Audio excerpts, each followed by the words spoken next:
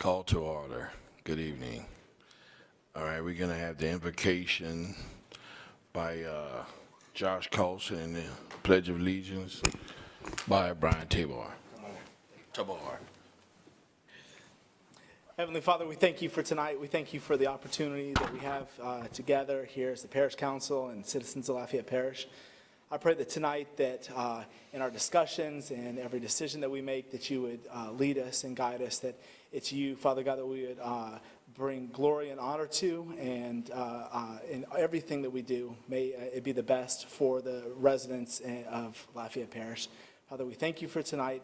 We submit to your leading and your guiding. It's in Jesus' name I pray. Amen. Amen. Amen. Pledge allegiance to the flag of the United States of America and to the republic for which it stands, one nation, under God, indivisible, with liberty and justice for all. Thank you, Councilman Colson and Councilman Tabor. Well done.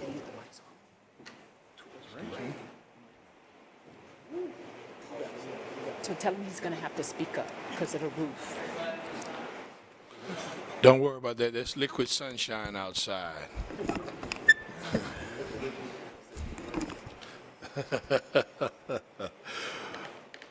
We welcome you to the Lafayette Parish Council meeting.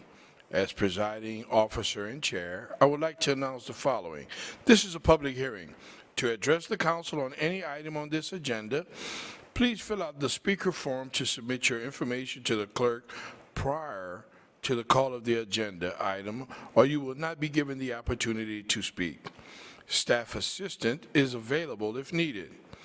Items for submission to the council should be handed to Council Clerk, Ms. Veronica L. Williams, seated to my left over here. When addressing the council, state your name, title for the official record. The 3-minute rule will be in effect. No debating or confrontational statements will be allowed. The front row to my left is for media only. Food and drinks are not allowed in the auditorium. Please silence all phones and electronic devices. Meeting procedures are by resolution and not by Robert's Rules of Order. All documents with references to meetings can be found on the LCG website. And finally, the council encourages your involvement in boards or commission. If interested, call 291-8800. Chair announcement. Due to the Mardi Gras holiday, the council meetings for the month of March will be on the 2nd and 4th Tuesday of the month, returning to the typical 1st and 3rd Tuesday of the month in April. I would like to wish happy birthday to Adam Marcantel, Civil Service Director, which he will celebrate on March 15th. I only have 2 announcements today. The first one, I would like to give ULL men's basketball team a big hand. Even though we fell short, man, I was on edge, man. I was like, come on, man, let's go, man. We're going to the tournament for the first time in a while. But we fell a little short last night, so I would like to congratulate them on that. And I would just like to make an announcement, which I'll probably make an announcement about it later on again. This year, due to the COVID, we still have some COVID regulations still going on. So this would be our 21st annual Easter egg hunt, but we're not going to do the Easter egg hunt. We're going to do like we did last year, and we're going to pass out Easter baskets. Last year, we gave in a drive-by, an Easter basket drive-by giveaway. Let me clear that up, not just a drive-by. I don't want everybody to start ducking in here.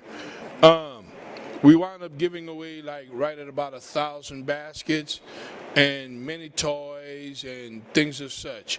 So if you'd like to get involved with something like that, you just let us know and we would greatly appreciate it. Everyone is welcome. You can donate. You can come out there and hand out. Y'all should have saw y'all mayor president. I think he had more fun than the children. I got out the way and watched him, and he looked like a kid in a candy store, man. I was like, okay, man, let the people go, man. We have other cars to come through. And he's like, okay. So it's a very fun activity. The kids really enjoy it. And the purpose of that is to make sure that we don't leave anyone behind. A lot of people talk about, well, what does an egg have to do with Easter, blah, blah, blah. Hey, man, it's not even about that. It's about showing our children something that y'all hear me say all the time, showing our children in our community that we love them and making sure that they don't fall short or get teased when they get to school because they didn't get anything for any holiday that we have, especially this Easter holiday. So that's my announcement for today. Any council announcements? Mr. Narcan, you have the floor. Did I do that right? Oh, give next to, I got you. You got me? All right, cool. Yes, sir. It's not really an announcement, but I guess it's for Chief Benoit. Chief, can you? It's all good. I'm not mad, everybody. It's a good day. I know what you're, yeah. I know. Send me the bill. I had a few constituents ask me in regards to the unincorporated area or the parish, is there, like in the city of Lafayette, is there a burn ban? And is there a burn ban as far as for in the parish? And I'm saying about like. What's the burn ban statewide? Look, turn his mic on. Oh, I'm sorry. Okay. Well, I know statewide. At the top. He's on. Testing He's 1, on. 2. All right. I'm hot? Okay. He good. There you are. That was I guess- that was a burn ban statewide by the State Fire Marshal's Office several weeks ago. Correct. When we were But in as this little drought, but then he lifted it. But there's always a burn ban by ordinance in the city of Lafayette. But There not is in- no open burning required in the city of Lafayette, allowed in the city of Lafayette unless you get a permit from us, and we don't give permits. That's correct. The only time we allow open burning is for construction purposes where they're gonna burn the vegetation, but it's only Public Works that's allowed to do that for drainage issues and other issues that are germane to that. And it has to be done with an air curtain Okay. component to make sure that the Is there the smoke anything stays in the place ground. like that for the unincorporated area? We have. In unincorporated areas, what I do is I extend that courtesy to the chiefs of those jurisdictions to give them an opportunity to talk to those residents themselves or Right. the construction companies themselves to find out whether or not they're going to allow them to burn in those areas. But anything dealing with the area of influence, we control that, and there's no open burning. Okay. The reason I'm saying that is, as we all know, neighbor one, neighbor two gets into a feud because neighbor one is burning hay. Flies over. He said, well, you want to do that? I'm going to turn around. I got some sheetrock. I got some construction stuff. I'm going to start burning that. So there's no ordinance that says on the books that it's not allowed. Like you can burn. I'm thinking of burning some wood as coal, fire, fire pit. But so in that situation, who would basically say, hey, burning hay or branches is one thing, burning construction, chemicals, sheetrock, I mean, who says one can do and one can't? What I would encourage the public to do is anytime you have somebody burning something, notify us. Because we have the authority to go out in the unincorporated areas as one of the small towns, because we have that jurisdiction because of the State Fire Marshal's Act that gives us the authority to go out there and investigate. If we investigate and we find that it's a nuisance and it's a hazard to your neighbors, we can make you put it out. Okay. If you refuse to put it out, then there are some fines that we can levy on you for failure to follow our orders. Yes, makes sense. That's just needed that information to pass along, and I know it's not a announcement, but it needs to be an announcement because people in unincorporated areas think that they live in the country, they can just burn anything. They can't. Can't. They can't. So No. that's why we have Republic Services or a trash company that, That's so- correct. Okay, that's all I have. Thank you. All right. Thank you, Chief.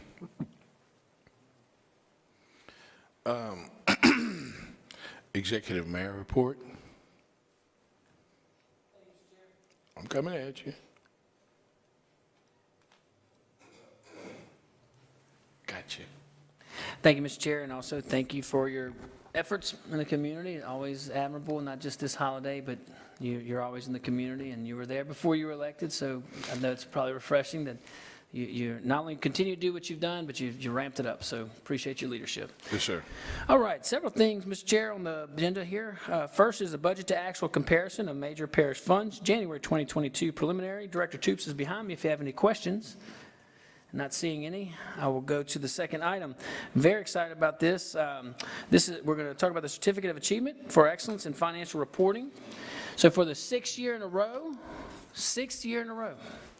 Government Finance Officers Association of the United States and Canada, GFOA, has awarded the Certificate of Achievement for Excellence in Financial Reporting to Lafayette Consolidated Government for its annual comprehensive financial report for the fiscal year ended October 31st, 2020.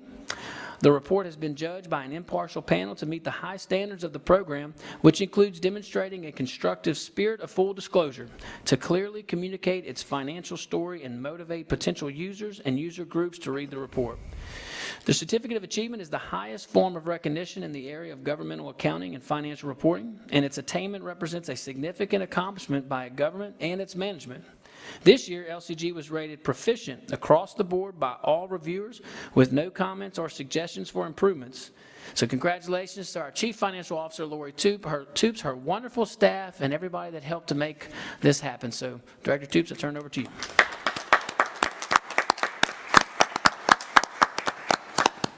So we have at least one member from the Office of Finance and Management. I'm not sure if anyone else is in the audience, but the team works really hard on this.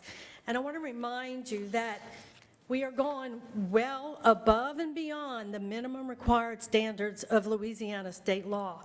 And following these best practices and earning this award, it shows that we are working for the people of Lafayette. These standards and this award is designed for us to present an annual financial report that provides lots of additional information. And it's really handy information. There's statistical tables in the back that go 10 years back. There's a management discussion and analysis that is written in the best layman's words that we can, which is allowed in the audit.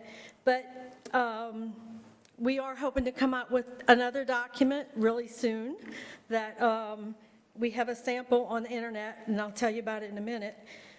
But to give you an idea of this award for the audited financial statements, in Louisiana, we have over 300 cities and towns, and we have 64 parishes, almost 400 governments.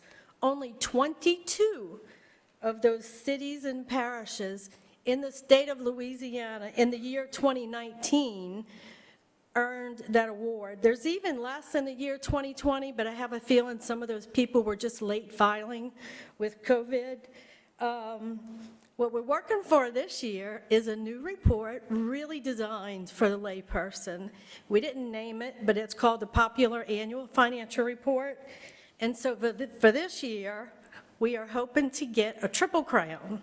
And there is only one other parish government, there's only one other government, not even a school board or anyone else, in the state of Louisiana.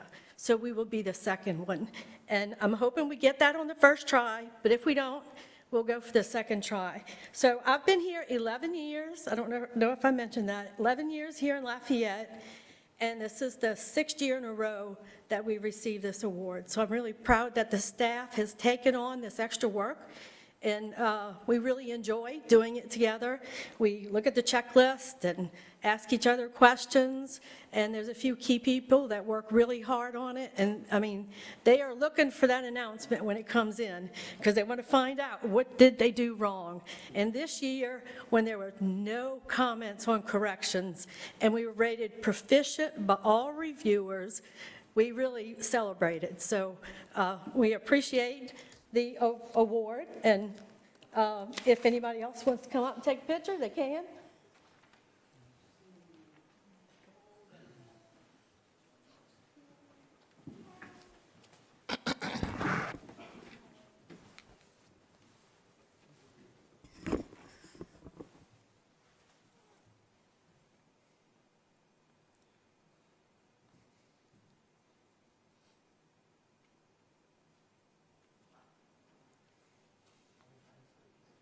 You gotta work out. I've been sucking in this gut for a little while. You better hurry up.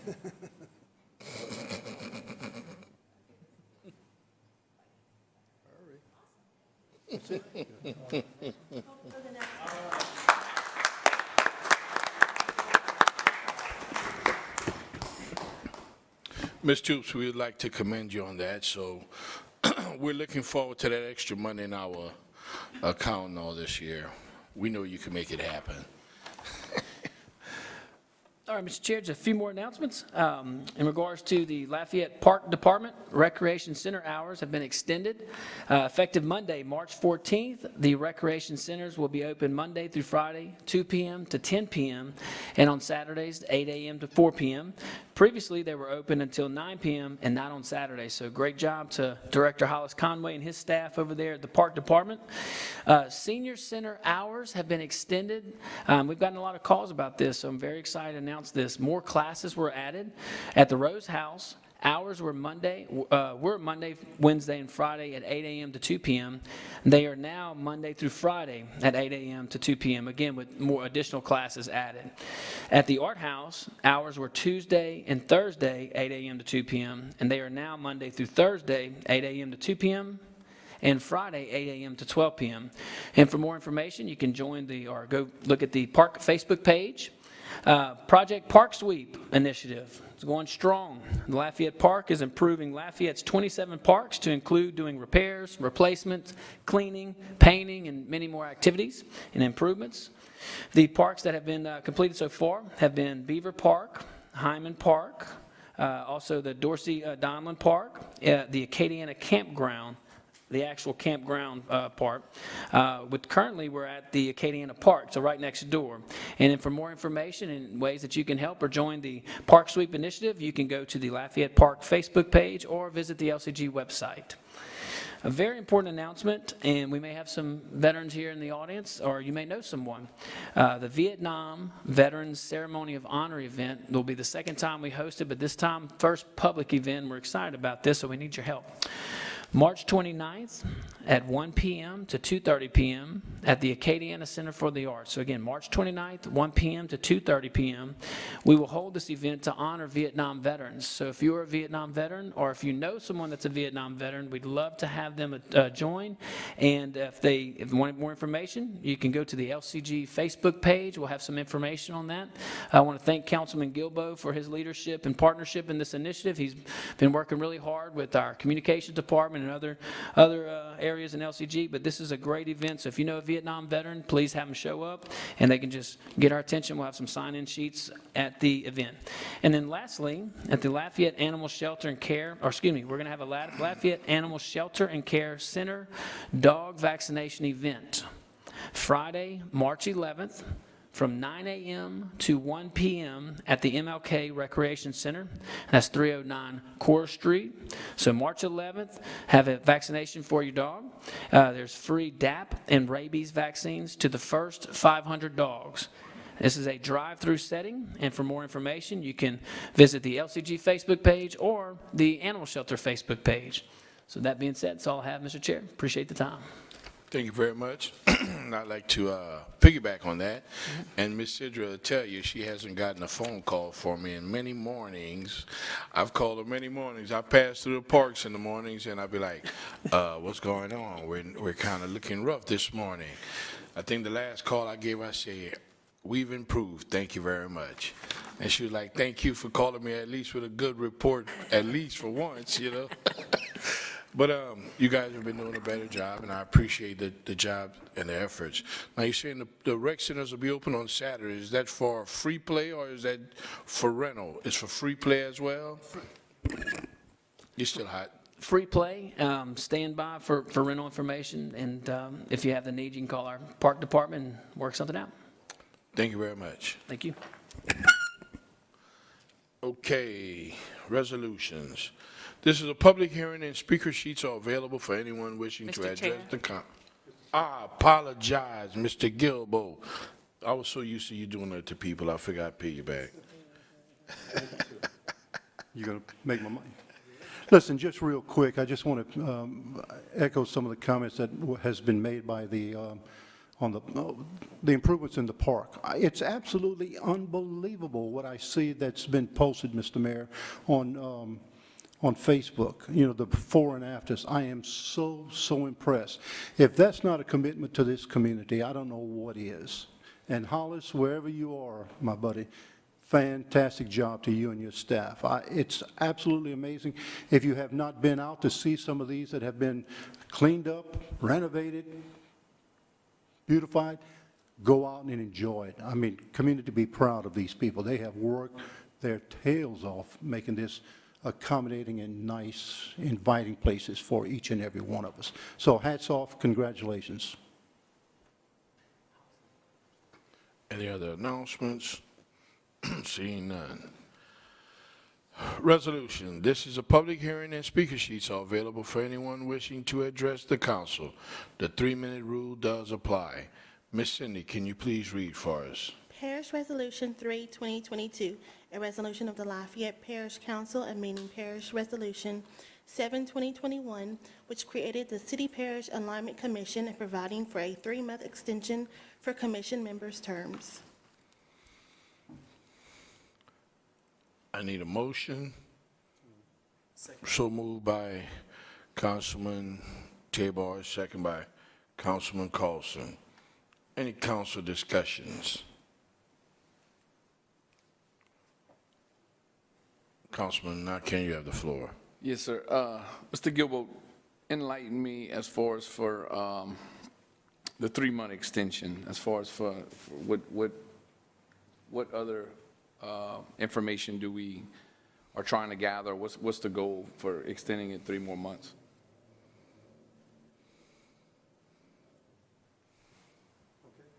Oh, you say Gilbo, I'm sorry. That's close. Councilman, it's my understanding the committee has been working very hard. They have gone into a lot of depth in terms of the issues. In talking with the chair and with the committee, at the last committee, they felt like they needed a little more time to wrap up their work, because initially we gave them the 6 month. They don't think another month will actually accomplish that, so they need a little more time. So they agreed to a 3-month extension. Hopefully it can be done quicker than that, but again, it's been a very thorough review. I mean, I think they have really focused on the real issues out there, and it was not just going from A to Z in terms of deconsolidation. I mean, they really picked it apart and they looked at it, and of course, you've been very active with it as well. So they just felt like more time, and instead of just asking for another month, they agreed to let's go 3 months and then work within that time frame. Okay. I got you. Yeah, I mean, I've been on the committee. We've been working very hard, and as you know, I think the consensus across the CPA was not about deconsolidation at all, but a matter of just diving into just how the obstacles and how does it work, and who's in charge of who, and right. So I know there's a lot of moving parts, and so I understand the month extension or 3 months. Just wanted to find out possibly if there was like another company coming in, or another parish or someone that would enlighten us. So, I mean, I think the conclusion is definitely not deconsolidation, but was trying to figure out more of a reorganization, so to speak. So I just wanted to. Yeah, and understand that there will be some recommendations that we're expecting out of this commission and committee. And some of these have been hashed out, and I think there's going to be some good recommendations from what I'm hearing. You know, I have not been present, but I have been watching because of the rule in terms of public meetings. You can't have over the 2. But I really felt like they have delved into the issues, and some of them, I'm really amazed by the time and effort that they gave, and I think they're going to have some good recommendations, solutions to it. So I'm very proud of that work and Mr. Tabor, you serve on that commission as well, and I think the whole group has come together as one, and I like what I see, and we should all be proud of their work. Yeah, I mean. It hasn't been superficial. I mean, they really have delved into the issues, and they're sincere about trying to make this thing work. Yeah. No, absolutely. I mean, me and Tabor sit on it, so I just wanted clarification. Sure. I mean, I don't doubt that, you know, the more time you take to try to figure it out, because it's, you know, it's just my opinion, in 1 month, 3 months, I still don't think you could figure this thing out. But we can dive into it, so that's all. I'm good. Well, and again, let me just say, we're not going to solve all the issues right now, but it should be a living document that where we continuously make a review of this, you know, the whole process. And, you know, it could be another year, there's going to be other issues, and something's not working, well, then I think we have that. We've been given that responsibility to look at it even as a council. So I think this will help us to get our foot, you know, in the right direction. Look, I agree. I'm just coming from an angle that I've been here for 10 years, and we've put other committees together, and there's a living document that sits in the back that nobody does anything with. So, Well, it's always been my challenge that this living document should not be collecting dust on the shelves. And if it is, it's not worth a hoot. I'm Okay. with you. Might need to clear out the back. Well, we work on this one. Councilman Tabor. Since you already picked me earlier, I'll go ahead and speak. No, Kevin, just at the last meeting, we're wrapping it up, and we knew we weren't going to have enough time to put everything together. I don't think it's going to take another 3 months, but I actually motioned that just in case, so we don't have to go and do another resolution, do it again. So basically, we have the legal on this next one, and that's pretty much all we're calling in. We're going to start wrapping up after that, so. My question is, y'all think maybe y'all could be more a month, per month, to maybe help out? Because like what Kevin's saying, you know, it might not, the 3 months might not be enough. So instead of meeting once a month, maybe increasing it to, let's say, 2 or 3. I don't know. I'm just asking a question. That was discussed at the last committee meeting, and again, these are business people, they're very involved with their companies and all, and the time issue was an issue, and they felt like it would be best to spread it out over another 3-month period rather than trying to condense it. And also, they felt like there's so much information, they don't want to rush this thing, okay? And they need time to digest from meeting to meeting. So it was the consensus of the committee. They actually had that discussion, and that's what they are proposing. Okay. And again, I think it's going to be a meaningful period. You know, it's fixing to wrap up, but let's not rush it right at the end. And I always said we should not rush this process. And if it takes another month or 2 months or whatever it is, then afford them that time. These people have committed a lot of time and effort to this, you know, and there's no incentive for them. There's certainly no pay, but they're coming. The meetings are well attended. So let's give them what they're asking, is what I suggest. Councilman Carlson. Thank you, Mr. Chair. Councilman Nakane or Councilman Tabor, I know both of you serve on the commission. When the commission voted, because they did vote to send this or make this request of the councils, do you remember what the vote was? Was it unanimous or? So it was a unanimous decision that the entire commission thought that they needed to at least request more time from the parish council. I haven't been sitting in on the meetings. Obviously, it'd violate quorum for me to form a quorum for us to all be there. So I haven't been there, and I try to watch some of the meetings online. But I kind of defer to that decision that those of you who've been sitting on this commission for 5-6 months now, in those meetings, looking at what has already been discussed and what also needs to be discussed and dealt with in order to make recommendations to us. If it was unanimous across the board that the commission felt like they needed more time, I certainly think that carries some weight and certainly support it for that. So I wasn't sure what the vote was, but I mean, to have 9 people unanimously vote for that, I think that speaks very highly of how important it is that they have a little more time.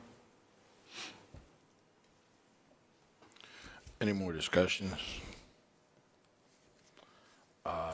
Ms. Williams, any public comment? No, sir. Call for vote. District 1, Yes. District 2, Yes. District 3, Yes. District 4, Yes. District 5, Yes. The motion to adopt is approved. Parish Resolution 4, 2022, a resolution of the Lafayette Parish Council approving the amended budget of revenues and expenditures of the Acadiana Criminalistics Laboratory for fiscal year 2021. I need a motion and a second. So moved by Councilman Gilbo, second by Councilman Carlson. Any council discussion? Seeing none, Ms. Williams, any public comment? No, sir. Call for a vote. District 2, Yes. District 3, Yes. District 4, Yes. District 5, Yes. District 1. Yes. The motion to adopt is approved. Joint resolutions. This is a public hearing, and the speaker sheets are available for anyone wishing to address the council. The 3-minute rule does apply.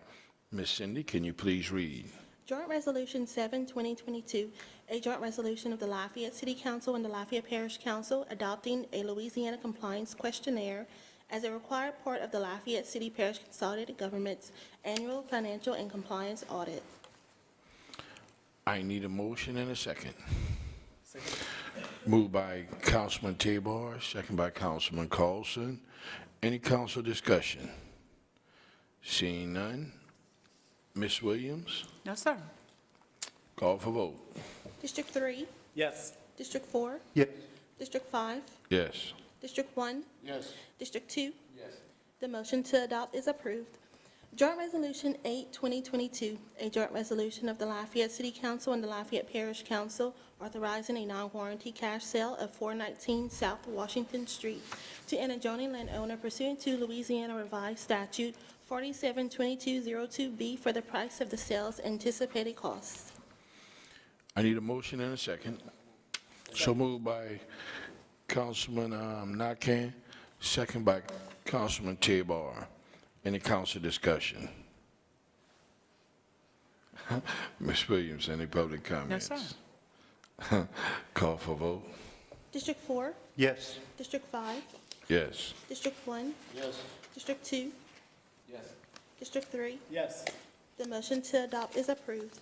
Joint Resolution 9, 2022, a joint resolution of the Lafayette City Council and the Lafayette Parish Council authorizing a non-warranty cash sale of 210 Oxbow Drive to an adjoining landowner pursuant to Louisiana Revised Statute 472202B for the price of the sale's anticipated costs.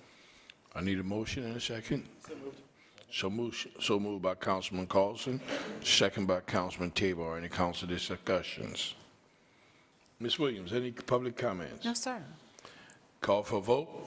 District 5, Yes, ma'am. District 1, Yes.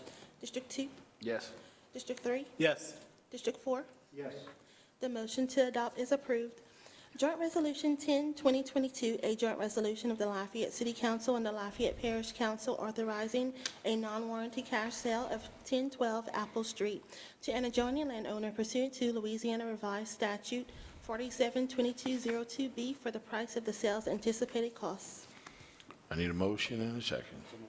So moved by Councilman Tabor, second by Councilman Gilbo. Any council discussions? Ms. Williams, any public comment? No, sir. Call for vote? District 1, Yes. District 2, Yes. District 3, Yes. District 4, Yes. District 5. Yes. The motion to adopt is approved. Report and discussion item. Ms. Sidney, can you please read? Update on French language and heritage. Mr. Dave, what I say, Domain or Dominique? Domain. Mr. Domain, Director of International Trade and Development, to the floor. Mr. Chairman, may I make a few comments before they, just to kind of introduce the item. Many of us probably are not aware that March is the month of Le Mois de Francophonie, a celebration of diversity of those who speak French. The French language and culture certainly is very important not only to our state but to our community of Lafayette. And with such a rich history and the connection to the French-speaking communities, the French language is vital to trade opportunities, culture exchanges, and certainly our French immersion programs in our schools. Monsieur Calvin Léger is going to briefly present some remarks on the program, and Mr. David Domingue is here as well. So welcome, and Mr. Calvin, it's yours. Good afternoon. My name is Calvin Léger. I'm a commissioner of the Bayou Vermilion District, a governing body in Lafayette Parish, as well as co-founder of the Bilingual Chamber of Commerce, Chambre de Commerce Bilingue. On March 3rd, we watched as the Mayor President raised the flag recognizing International Francophone Month, Mois de la Francophonie. Mayor President Guillory and Dave Domingue read the French proclamation that was written to bring French speakers throughout Louisiana together to celebrate our language and our heritage. The proclamation was sent to all the area mayors, city councils, and parish councils. Many of them, including the lieutenant governor, signed off in support. The proclamation, the French Language and Heritage Day, and bilingual economic development on the Bayou Vermilion are all the next step in the French immersion process in Louisiana and are all tied together. Our French language and culture is a billion-dollar industry in Louisiana and is what makes South Louisiana uniquely different than any other area of the United States.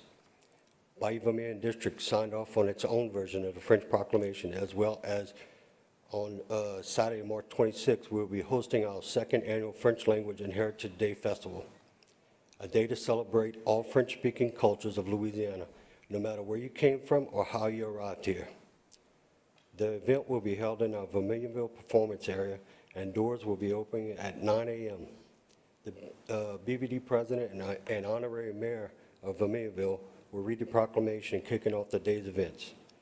Ray Landry of the Cajun French Music Association will be hosting the Cajun Jam session from 1 to 4.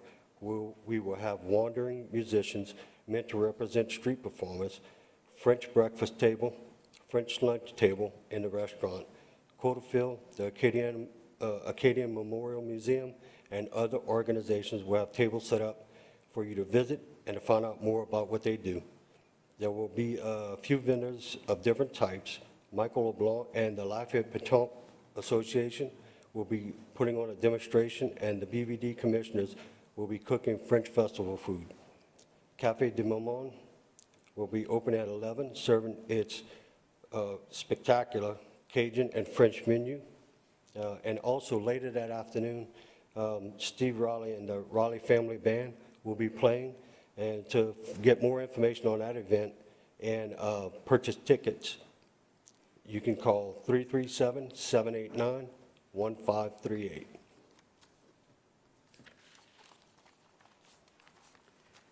As Calvin referenced, March, and Councilman Gibba also referenced, March is the month of the French language and culture, not just here, but throughout the world. This is an international celebration, and while not everybody in Lafayette Parish can claim French or Acadian French ancestry, I think just about all of us can admit to enjoying the music and the food that comes as part of our Cajun and French heritage.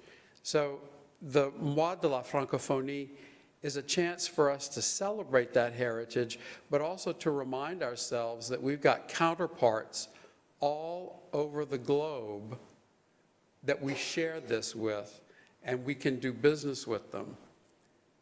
Last year, Louisiana did $1.3 billion of commerce with France. And our international center is doing our best to bring some of that to Lafayette. And thank you for your support for all of our efforts. And I encourage you to take a look at what the Mois de la Francophonie events are taking place throughout the month. Thanks. Monsieur Naquin. Yes, sir. Merci. No, it's a great thing. And Calvin, you know, we spoke the other day, and I definitely encourage the public to go to Vermilionville and support what we have here. It's definitely unique. Also, speaking about the month of March, remind everyone that your Festival Cajun and Creole is going to be this month at Girard Park, March 18th, 19th, and 20th. You have a lot of events going on. The Hideaway downtown Lafayette has a pretty cool band that's playing Thursday night. They're kicking it off, the Austin Playboys or something like that.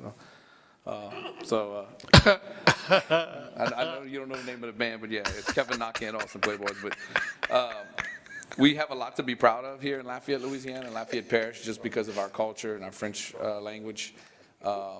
I'm a big fan of keeping the language alive. You know, growing up playing music, a lot of people thought the young artists were memorizing the words, right? Listen to the record, Nathan Abshire, whatever, and you would just, you know, and then the true test was when you'd go to Vermilionville or you'd go to La Poussière and you catch that older couple and they pull you aside, then they start speaking French to you, and they find out real quick if you, the Milli Vanilli of the Cajun world, where you just memorizing and lip singing, but then when they try to catch you one-on-one with a conversation, you find out really how Cajun you are, or how well your French language goes. And I thank my grandparents and my parents for always speaking in French. You always knew when they were talking about you when you were younger, because they talk in French.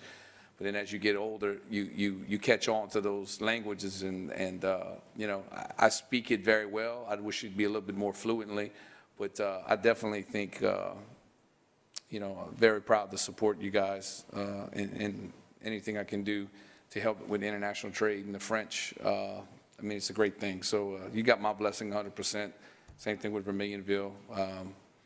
Y'all do a great job, and we need to be proud of what we have and realize that we cannot take it for granted. You can have the music all you want, but without the language, you really don't have anything. And it all comes together. You got to have the language, the music. It brings people dancing together. It brings people eating our food, and so it's a win-win for Lafayette Parish and also for the state of Louisiana. So kudos. That's all I got to say. Thank you.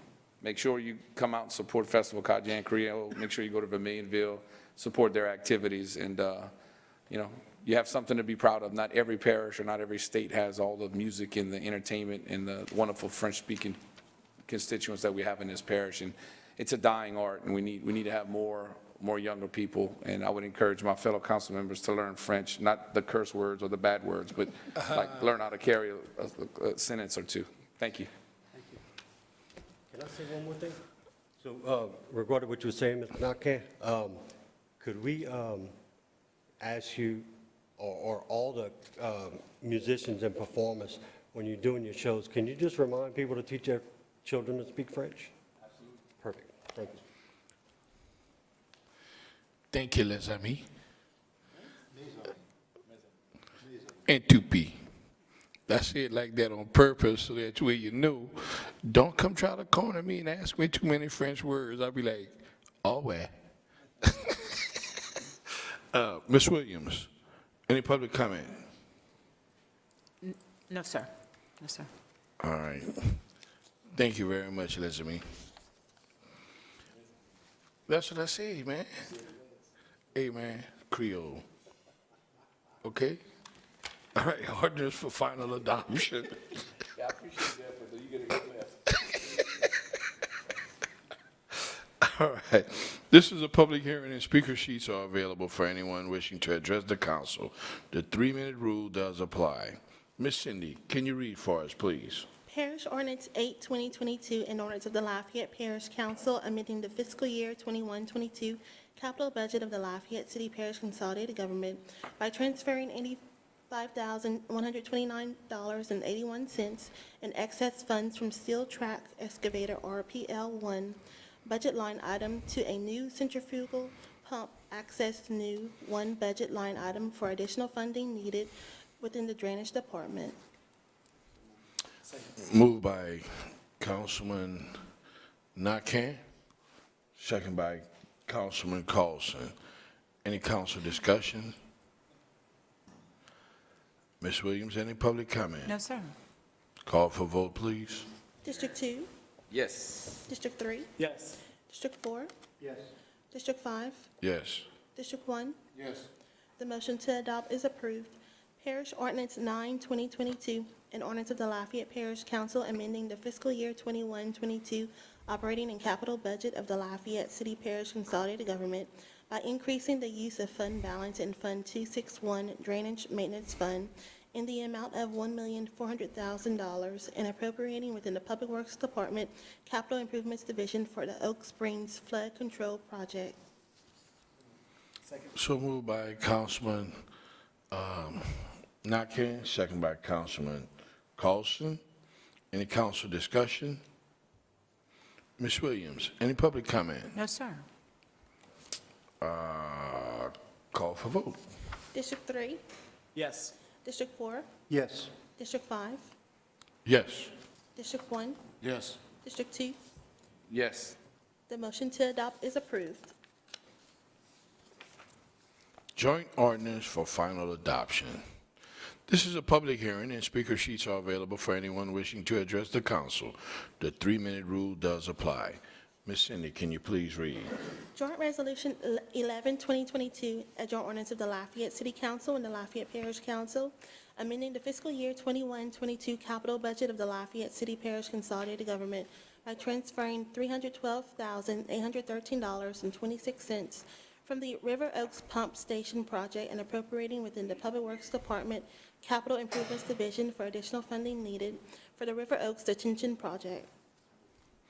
Moved by Councilman Nakane, second by Councilman Tabor. Any council discussion? Seeing none. Ms. Williams, any public comment? No, sir. Call for vote, please. District 4, Yes. District 5, Yes. District 1, Yes. District 2, Yes. District 3. Yes. The motion to adopt is approved. Joint Ordinance 12, 2022, a joint ordinance of the Lafayette City Council and the Lafayette Parish Council, amending the fiscal year 21-22 capital budget of the Lafayette City Parish Consolidated Government by transferring $136,645.56 from the completed Lebesque Road Bridge Replacement Project to the Gale Road Reconstruction Project within the Public Works Department Capital Improvements Division to create a project account. Moved by Councilman Nakane, second by Councilman Tabor. Any council discussion? Seeing none. Ms. Williams, any public comment? No, sir. Call for vote, please. District 5, Yes, ma'am. District 1, Yes. District 2, Wait. District 3, Yes. District 4. The motion to adopt is approved. Joint Ordinance 13, 2022, a joint ordinance of the Lafayette City Council and the Lafayette Parish Council providing for the abandonment of a certain portion of a 7 1/2 foot drainage easement on Lot C-54 of the Boyd de Lafayette subdivision located at 500 East Bayou Parkway. Moved by Councilman Nakane, second by Councilman Tabor. Any council discussion? Ms. Williams, any public comment? No, sir. Call for a vote. District 1, Yes. District 2, Yes. District 3, Yes. District 4, District 5. Oui. The motion to adopt is approved. Joint Ordinance 14, 2022, a joint ordinance of the Lafayette City Council and the Lafayette Parish Council, amending the fiscal year 21-22 operating budget and adjusting manning tables for the Lafayette City Parish Consolidated Government by authorizing the use of PY fund balance in the City General Fund, Fund 101, in the amount of $104,072 and appropriating within the Department of Community Development and Planning Compliance Division. Moved by Councilman Nakane, second by Councilman Gilbo. We'd like to recognize Mary Slyman for a brief presentation.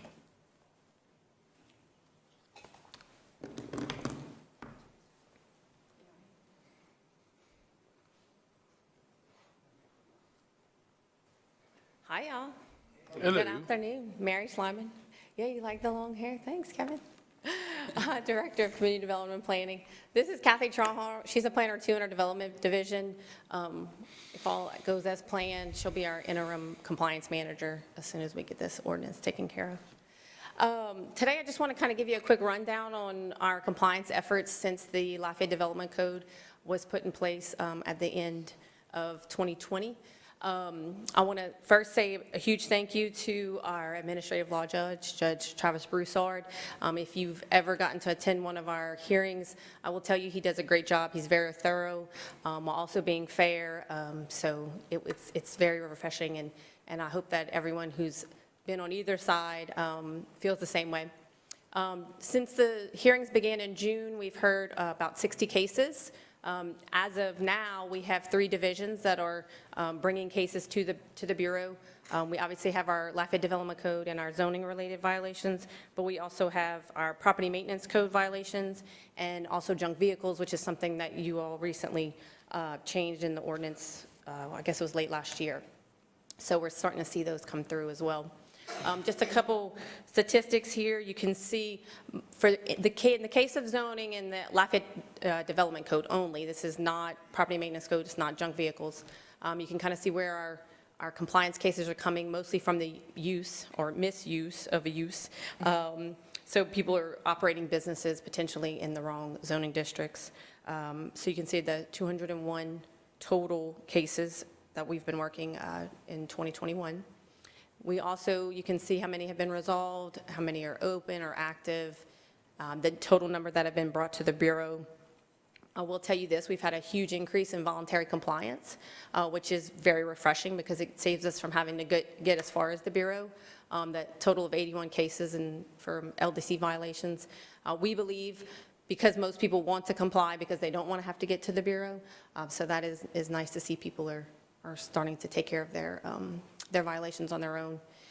Just so you all know, it is a 21-day process for voluntary compliance. So you get a first letter, and then we'll send you a second letter. In total, it's 21 days, and then we move to the Bureau. So I will tell you this as well, if people call us, they're willing to work through the violation or correct it, then we are amenable to granting extensions.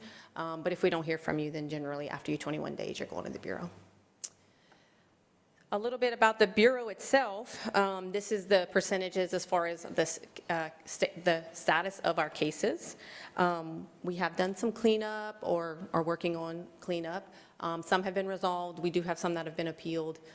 And then obviously 52% are open because they've been heard by the judge, but maybe still either in the abatement process or the judgment, maybe he gave them 60 days, 90 days, however many days to cure the violation. So we are working to get those resolved as quickly as we can, or, then we'll go to the next steps of abatement. Wanted you to see, as a parish, this is where our compliance cases are coming from. The red ones are those that have gone to the Bureau, and then the green ones are those that have voluntarily complied. I was excited to see this because you can see that every district has been affected. We're doing work throughout the parish and handling complaints, throughout Lafayette Parish, not in just certain portions of the parish. So that was refreshing to see and to know. This next slide shows for the city. Y'all can take a quick look, but I have it in here for the city meeting next. And then just kind of our wins from the Bureau. You can see we haven't collected yet, but we have had assessed over $60,000 in fines and hearing costs. We've, I'd say, collected a large portion of that. So we'll slowly get those in. Some of our success stories, we do have 2 apartment complexes that have recently been brought to the Bureau that have, according to their judgments, must be brought back up to code. So this is good for our landlords out there to make sure that they're allowing their people to live in sufficient housing. And we've had a strong push on the junkyards. There's been one on St. Antoine, Grossi, Cameron Street. We're working on getting those properties either cleaned up or site-proofed and secured so they are not an eyesore for those who are visiting or live in Lafayette Parish. And then, as I mentioned earlier, the voluntary compliance has increased, so hopefully people will continue to voluntarily take care of their issues rather than having to get them all the way to the Bureau. A little bit about the compliance division, since that's why we are here tonight. Our staff will be made up of our compliance manager, Kathy, hopefully. I say hopefully because we still got to work through the civil service process, but Kathy will be certainly interim. And then we are in the process of getting a new position with civil service established, the compliance inspector. And we do have a clerk 3 who will be moving from our development division into the compliance division. What can you expect from us? We're going to obviously increase the number of cases that have been heard. Now that we'll have staff dedicated to compliance, we will be taking, all of those things that Kathy was doing previously as part of the development division off of her plate, and she'll be able to focus strictly on compliance, voluntary compliance in the Bureau. And so we'll be able to get more cases through. Obviously, the enforcement of our property maintenance code cases are starting to ramp up. As I mentioned earlier, with the 2 apartment complexes, we're steadily bringing our property maintenance code violations forward. We'll have some proactive enforcement with our inspector. We'll have somebody dedicated to be on the road to see violations and work to cure them, rather than just being reactive and working on a complaint basis. And then eventually, not the compliance division, but the AAB, the Bureau itself, will be self-sustaining. And so as we clean up, we'll also be getting fines and those hearing costs that have been assessed. That will be the income to counteract the abatement, if you will. So that is our goal. And I just wanted to say a huge thank you to all of you for supporting us with not just the Lafayette Development Code, but specifically with the Bureau, as this was a new addition to the Development Code. So we want you to know that it's working, and we thank you for your support today. Any questions of me or Kathy? Councilman Gilbo. Thank you, sir. Mary and Kathy, great job. I've had the opportunity to attend a couple of these hearings, and let me assure you, it's not a kangaroo court. I mean, it's done very professionally, and I think there's a lot of compassion that's being shown by the judge trying to mitigate some of this stuff while in court, to settle it. And I like the approach, and it gives the citizens an opportunity to, hey, we made a mistake, we can clean this up, let's get it done. So my hat's off to you. I think this has been a great move, Mayor President, to have this, and I think it's going to help the community as a whole as we continue. So congratulations. Thanks. Thank you, John. I would also like to concur that this is a great program. As a matter of fact, I was one of these people that was complaining on the regular, especially these apartment complexes, and a couple other issues as well. And the only question I would have, and I spoke to Mr. Broussard, Judge Broussard, and I was asking him, is there any kind of way, because it looks like we're getting kind of full, could we meet like maybe a little more to try to get this out of the way? Like instead of once, we can meet twice a month maybe? So is that something we're looking at in the future? We're just looking at it right now, seeing how it works, and then we're going to maybe move forward with hearing a few more cases per month? Yeah, so right now, as actually the first meeting, we moved it to the auditorium, so we have a larger venue now. And with having the dedicated staff, we'll be able to increase the docket. So right now, the judge has set his docket at 8 cases. We usually are around 4 to 5, depending on if we have junk vehicles or property maintenance code and how difficult and time-wise we think the cases may take. But even today, we talked about maybe moving that up to 10 cases per docket. We already meet twice a month on the first and third Wednesdays of the month. So if you ever want to come see first and third Wednesdays, it's always happening. And then we're gonna ramp it up as far as we're gonna make and try and be there for at least 8 to 3 is our time frame. So. Okay, thank you very much. You're welcome. Any other discussions? Any public comments? No, sir. Thank you, guys. Thank you. Call for a vote. 2, Yes. District 3, Yes. District 4, Yes. District 5, Yes. District 1. Yes. The motion to adopt is approved.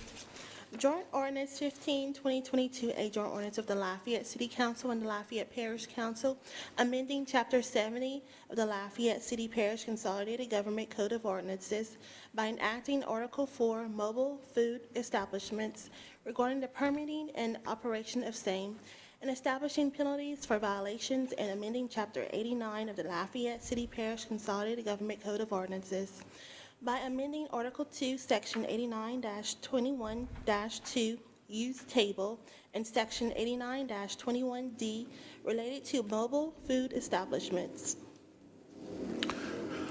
Okay, do I have a motion and a second? Second. Moved by Councilman Carlson, second by Councilman Gilbo. I have an amendment being requested to change the incorrect date in Section 6 of the ordinance from March 1st, 2022 to July 1st, 2022. This will provide that mobile establishment make applications for permits on the corrected date, which is on or before July 1st, 2022. Do I have a motion and a second to amend? Motion by Councilman Tabor, second by Councilman Carlson. Any council comment? Councilman Carlson. Does this need to be a comment about the amendment or in general? Yes, Okay. it's council comment on the amendment. I'll wait till after we vote on the amendment for my comments. Okay. Any public comments? No, sir. All right. Vote on the motion to amend. District 3, Yes. District 4, Yes. District 5, Yes. District 1, Yes. District 2. Yes. The motion to amend to change the date is approved. Okay. Back to the ordinance as amended. Any council comment? Councilman Carlson. Thank you, Mr. Chair. Mary, I have a couple questions. And it's really just clarification from your email earlier today. I read it and I felt like I was more confused than whenever I sent the email, but I know that's probably my fault. So as it pertains to the permits, are we replacing the itinerant vendor permit that's every 6 months and is $200, so $400 a year, just with a specific mobile food establishment permit that's $400? Yes, I wouldn't use the word replace because we're keeping the itinerant vendor. Okay, But we are adding a mobile food establishment permit specifically for this use. Right, so if I have a food truck, do I have to also, I'll have to get a mobile food establishment permit, $400. Do I still have to get an itinerant vendor permit? Okay, No. so $400 that I'm spending today, tomorrow, or come July 1, I'll be spending $400 a year. We're just going to change the permit that's issued. That's what I thought. So somebody called me this morning asking me, well, why are we increasing the permitting costs of starting this type of business? Should we be making it as easy as possible? And I was like, well, that wasn't my understanding, which is why I sent the email. So just a point of clarification, it's not costing anybody any more come July 1 if they have a food truck as it does right now. We're just changing the type of permit. Correct, and they get a year-long permit as opposed to a 6-month permit. Got it. Okay. That's it. I wanted to make sure I read your email correctly because I've made mistakes before. No problem. Every once in a while, Kevin, but. At the first step, huh? Okay. Anybody else? Any more comments? Any public comment? No, sir. Vote on ordinance as amended. District 4, Yes. District 5, Yes. District 1, Yes. District 2, District 3. Yes. The motion to adopt is approved. Announcements of vacancies on board and commission. Ms. Cindy, can you please read? A vacancy will exist on the Industrial Development Board for a 6-year term effective April 1st, 2022. Individuals wishing to submit a resume for the above volunteer vacancy must be a registered voter and a resident of Lafayette Parish. Yearly ethics training for all appointees is required as is financial disclosure under certain circumstances. Resumes to be forwarded to Veronica L. Williams, Clerk of the Council, P.O. Box 4017-C, Lafayette, Louisiana 70502, or email to bclafayette@lafayettela.gov no later than noon, Tuesday, March 22nd, 2022, with appointments to be made at the April 5th, 2022 regular meeting of the Lafayette Parish Council. Resume submissions are public record. Consider appointments by the council as a whole to boards commission. Ms. Cindy, can you please read? Appointment to the Industrial Development Board for a 6-year term effective February 1st, 2022. The resume received for consideration is from Jonathan Williams, and there is no incumbent. Any nominations? Going once? Going twice? All right, the nomination is Jonathan Williams. Any council discussion? Ms. Williams, any public comment? No, sir. Call for vote. District 5, Jonathan Williams. District 1, Williams. District 2, District 3, Williams. District 4, Williams. Jonathan Williams is appointed. Appointment to the Lafayette Animal Care Center Advisory Board for a 4-year term effective March 1st, 2022. The resume received for consideration is from Renee Poirier. Renee Poirier is the incumbent. Any other nomination? Councilman Nakane? Yeah, I'd like to nominate Renee Poirier for the record. Okay. We have a nomination for Ms. Renee Poirier for the record. Any council discussion? Ms. Williams, any public comment? No, sir. Call for the vote. District 1, Poirier. District 2, District 3, Poirier. District 4, Poirier. District 5. Poirier. Renee Poirier is appointed. Appointment by council members, mayor, president, and/or other direct appointment authority. Area mayors appointed Gerald Rowe to the Lafayette Convention and Visitors Commission for a 4-year term effective January 1st, 2022. Introductory ordinance. Need a motion and a second to introduce items 23 to 25 in global. So moved by Councilman Tabor, seconded by Councilman Carlson. Ms. Cindy, could you please read? Parish Ordinance 10, 2022, an ordinance of the Lafayette Parish Council, amending Parish Ordinance 52, 2021, amending the fiscal year 21-22 operating and capital budget of the Lafayette City Parish Consolidated Government by decreasing council reserves in Fund 651, American Rescue Plan 21 Parish Fund in the amount of $2,960,000 and appropriating within the volunteer fire departments for volunteer fire department tanker trucks 7.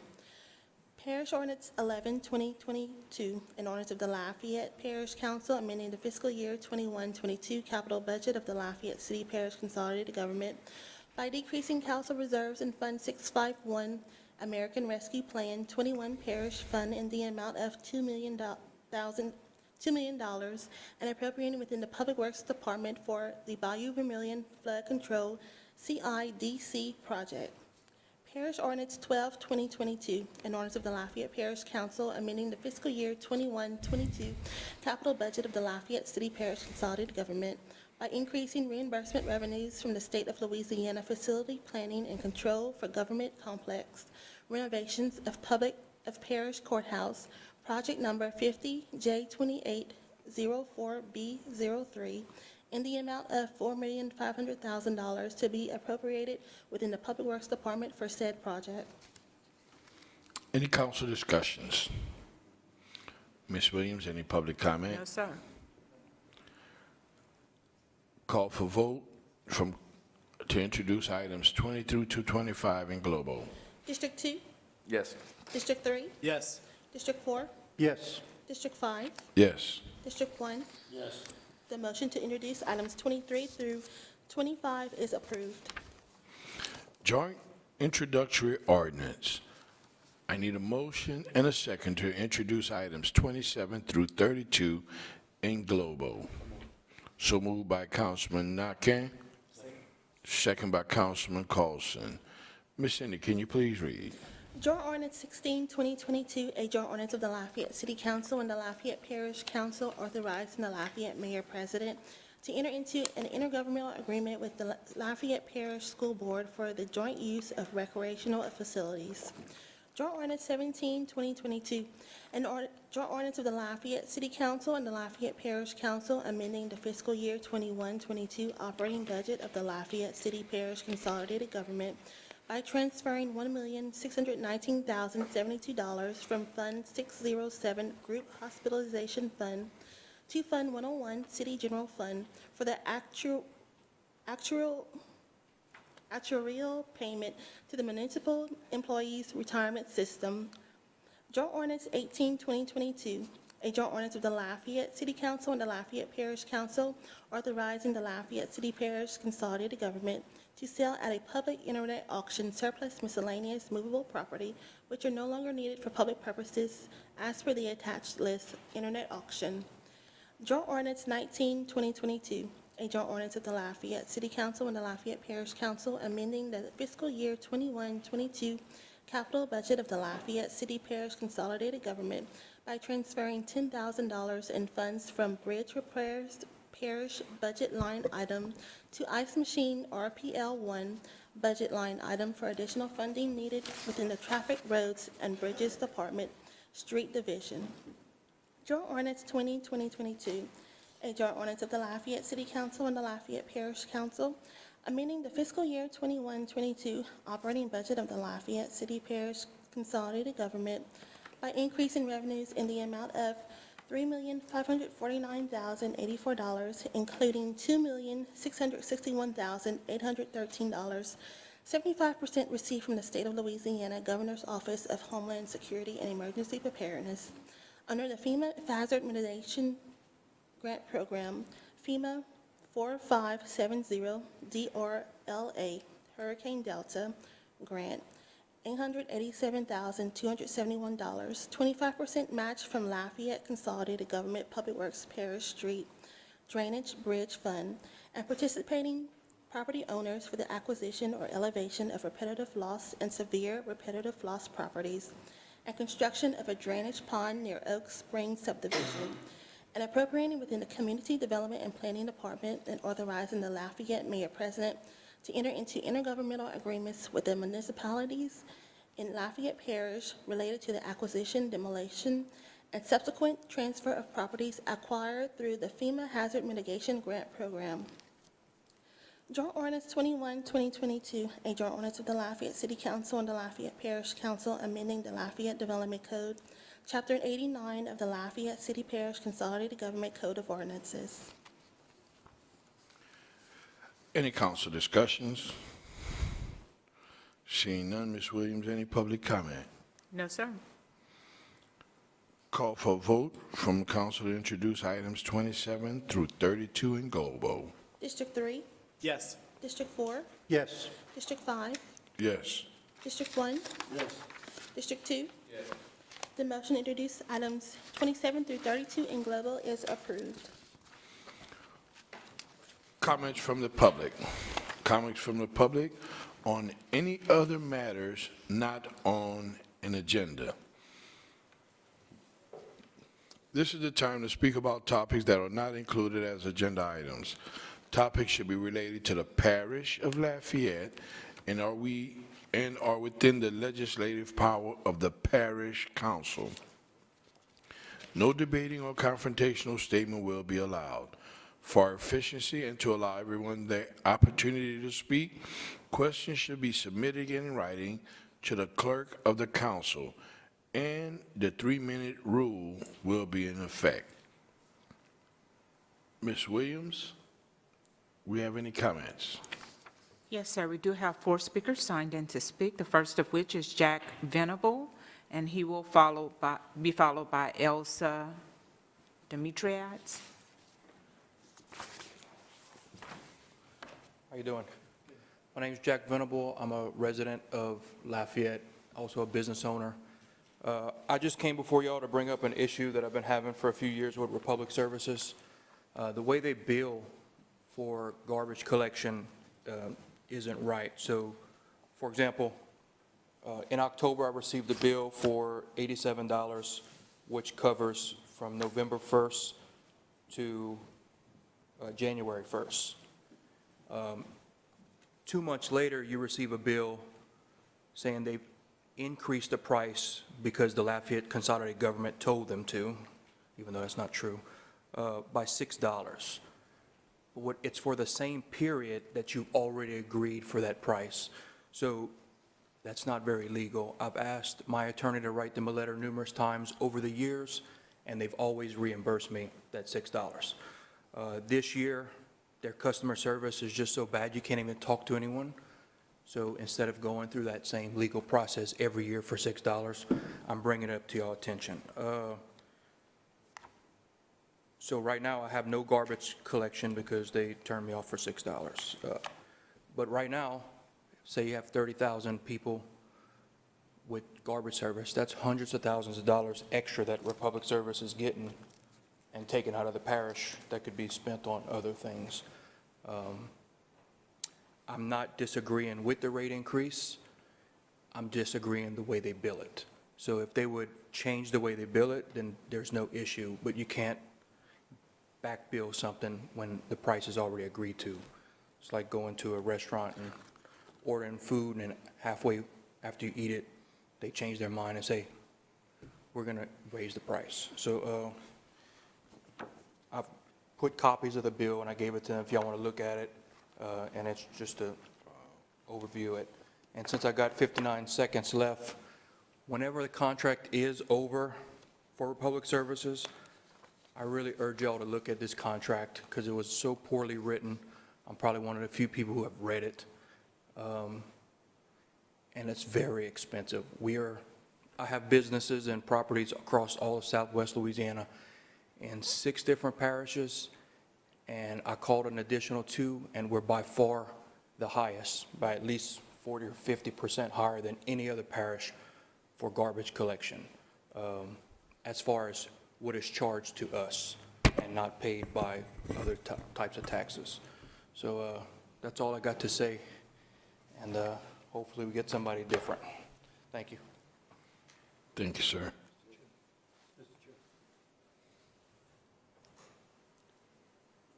Councilman Gibbo. Thank you. I had a conversation with Mr. Venable over this whole matter, and I certainly understand the concerns that he raises. I mean, you're talking about, they bill us in every quarter, and then they send us the notices, and then all of a sudden, midstream, they change the pricing. I certainly don't think it's the city of Lafayette or the parish of Lafayette that's making this happen. So what I have done is I have spoken to Mr. Escott, and I have asked him to gather the information and take a look at this. And you're right, the contract will be coming up. I think these are some of the issues that we need to certainly look at going forward. I appreciate your appearance and bringing this to our attention. So we'll continue to pursue it for you and see where it goes. But thanks for showing. Next speaker is Elsa Demetriades, followed by Matthew Humphrey. Hello, my name is Elsa Demetriades. I'm the Interim Executive Director of ARCH. We've had trouble coordinating schedules, so I thought I'd come to you where it's most convenient. 8 coalition member agencies have collaboratively created a joint shelter solution. They include ARCH, Catholic Charities, Outreach Center, The Hub, Beacon Community Connections, Faith House, Family Promise, and Acadiana Cares. Please note that dozens of additional organizations and businesses have signed on in support as well. The community shelter would collectively provide outreach services, collect data, staff and operate the shelter, offer food services, provide case management support, extend programmatic activities, including workforce development, support groups, and faith-based activities, and offer on-site housing navigation case management. And the space would be a mix of emergency shelter beds and affordable one-bedroom apartments as we look at long-term fiscal solvency. Look, we know that the people of Acadiana are hurting. There's been a significant increase in homelessness and domestic violence, while at the same time a dramatic decrease in in available shelter beds and now skyrocketing rental and home buying prices.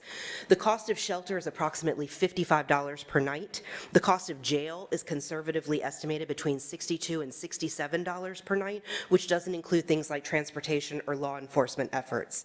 The Hearthstone investment would, for over 10 years, would serve about 400 people per year and would average about $27.50 per person for 90 days, as opposed to the $58.50 per person for a 90-day stay in a local jail. So non-congregate shelters is considered best practice now. That was obviously fast-tracked by COVID, but it had already been being studied, and we've seen incredible results here locally. It's happening across the country.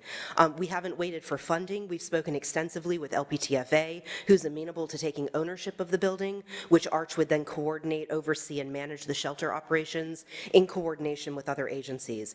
We've met with commercial real estate agents and builders. We've also been working with the Louisiana Fair Housing Action Center and the Louisiana Budget Project, meeting and advocating with state legislators on the inclusion of housing funds in addition to the appeal that I make to you today. 82,000 households in Louisiana are still not caught up on rent, and 131 households in Louisiana are not caught up on their mortgages, and that's conservative. We have not seen the worst of this yet, by far. Today, right now, in Lafayette Parish, we have 4 beds for single women, and we know of nearly 30 children who are enrolled in school, but living in tents and cars. And I can assure you that there are many more who aren't enrolled in school and therefore harder to track. And this has never before happened in Lafayette Parish. So thank you. I'm happy to take any questions, meet with you one-on-one. My personal contact info can be found on the business card on the inside of your folder, and I look forward to hearing from you. Thank you. Next speaker is Matthew Humphrey, followed by Stephanie Skinner. Before Mr. Humphrey comes up, I would just like to say you guys are doing a great job. And something she might not have mentioned, I know there's a lot of times when we get our what we call that, fungi, where the women want to change up the whole. That's what I said. Okay, y'all just misunderstood me. Okay, when you do that, what happens is you guys just take the furniture and put it to the road. Don't do that anymore. Call these guys. I've called them many a times, and we give them furniture. They take furniture, they take stove, they take whatever that can go inside of a home, they take that. Baby strollers, cribs, the whole 9.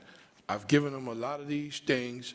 So next time you decide to give something out, reach out to Arch, and they'll gladly. If you don't have a way to get it there, trust me, I can't call her married name. I call her Miss Grossi so much, man, so she might get mad at me. But anyway, we went to school together. She'll come there with her truck, and she'll pick it up from you. So just a little extra I'd like to put out there for you guys. Thank you. If I may, I also work with another organization, DSA, that collects free stuff, and we bring it to Arch, and we have a free store in Fightonville, at Fightonville Fresh. Next speaker is Matthew Ready when you Humphrey, are. followed by Stephanie Skinner. Hello, folks. I didn't really prepare anything. You all know who I am, Matthew Humphrey. I'm the president of PFLAG Lafayette. Most recently made headlines being arrested at the Lafayette Parish Library because I spoke up at a meeting about censorship. I first came and spoke in front of the City Parish Council body at the time and in front of Mayor President Robideau against a resolution by the council to speak out against drag queen story time. So for those that aren't aware, a resolution is basically just an opinion of the council, and they were saying they didn't like drag queen story time. Fine, don't like drag queen story time. But, you know, the government exists to sort of, you know, represent all of us, and up until that point I was just a gay man sitting behind a desk doing work and not really advocating for anyone else, any minorities, and specifically not the LGBTQ community. Since then I've grown in lots of ways. I don't prepare my comments anymore, I don't shake anymore, and I think it's probably because I know it really doesn't make a difference to come up here and say anything. That was the reason why I got involved. I call her my heterosexual life partner now, Amy Robinson. She went off on the whole room of people that showed up about it. There was 85 of us. I was number 77. And out in the parking lot, I asked her, would it really even be worth anything to go in there and say something? And you were there. I don't think anybody else was at the time. And she told me everybody's story deserves to be told. And that's something that I sort of have hearkened back to over the course of my advocacy. And everybody's story does deserve to be told. And so I'm here to talk about the arrest at the library, and I'm here to talk about censorship. Before I do that, I would like to say thank you to the Mayor President, who has since left the dais. He wanted to speak to me in the audience, and I would welcome you back here to respond on the record with whatever it is that you have to say. Because at this point, you know, I don't know that I should be speaking to you outside of the presence of my attorney. Libraries exist for everyone. Libraries exist for black folks. We should build the Northeast Regional Library. That's what I was first censored on when I spoke at the library meeting on February 21st, 2022. The police officer was told to arrest me, to get my things and to get out. I refused, stared in his body cam, and stuck my hands out. Apparently, Board President Robert Judge, the library director, and the deputy went off into another room, probably an open meetings law violation, which some of you are familiar with. And they had a meeting, and apparently the deputy was told if I made another sound, I would be arrested. So when a political operative that we're all familiar with got up to speak about censoring books, I said, yay. And I was arrested. My constitutional rights were violated, and I would like to call for the immediate removal of Robert Judge as board president to the Library Board of Control in Lafayette Parish. Thank you. Final speaker, Stephanie Skinner. Thank you,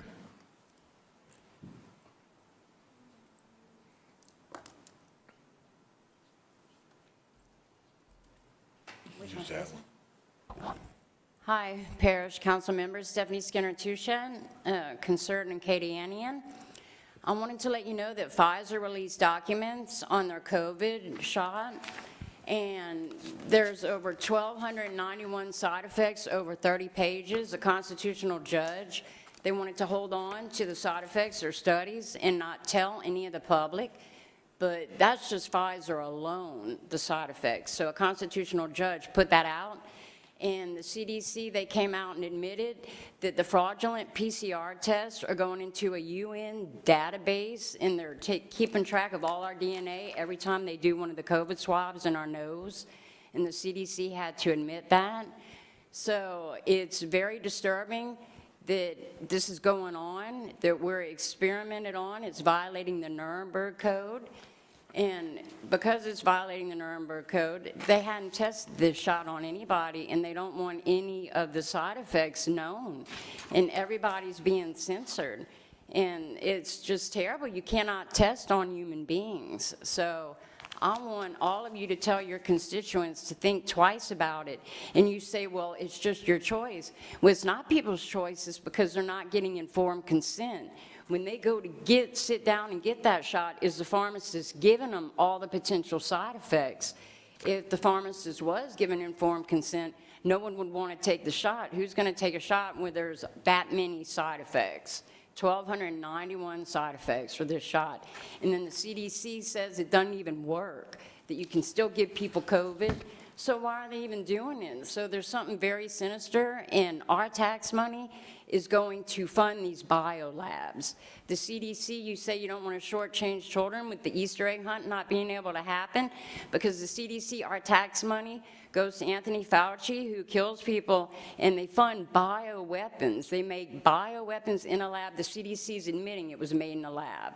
So now our children can't have the Easter egg hunt because we have to follow the CDC guidelines. So I want us as a community to rebuke the federal government and to especially rebuke the CDC, who's doing so much harm and using our taxpayer money to censor us, hurt us, experiment on us in violating the Nuremberg Code and putting all our beautiful citizens at risk. And I appreciate that. Tell your constituents to think twice and ask for the 30 pages of side effects when they do sit down to take that shot. No other speakers, Mr. Thank Chair. you, ma'am. Ms. Rubin, would you like to tell us what happened at the game? Okay, I was just checking. I had to miss the game tonight, so I just thought I'd throw it in there to find out. Okay, the parish council meeting is adjourned. Hey, man. Is it-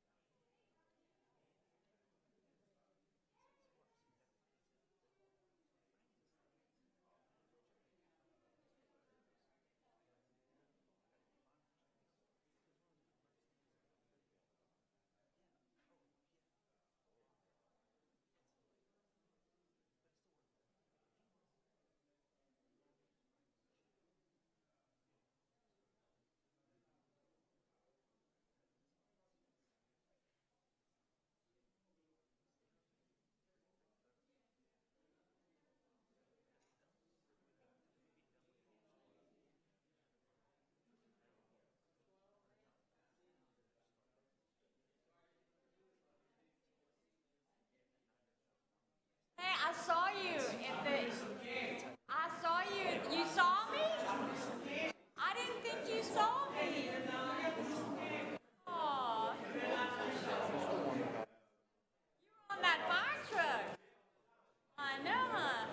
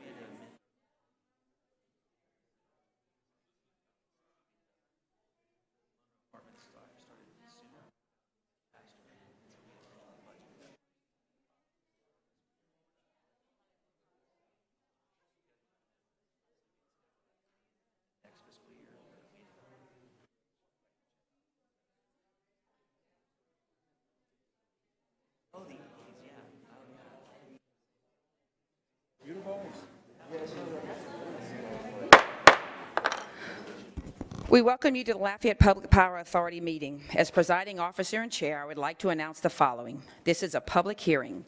To address the LPPA on any item on this agenda, please fill out the speaker form and submit it to the clerk prior to the call of the agenda item, or you will not be given the opportunity to speak.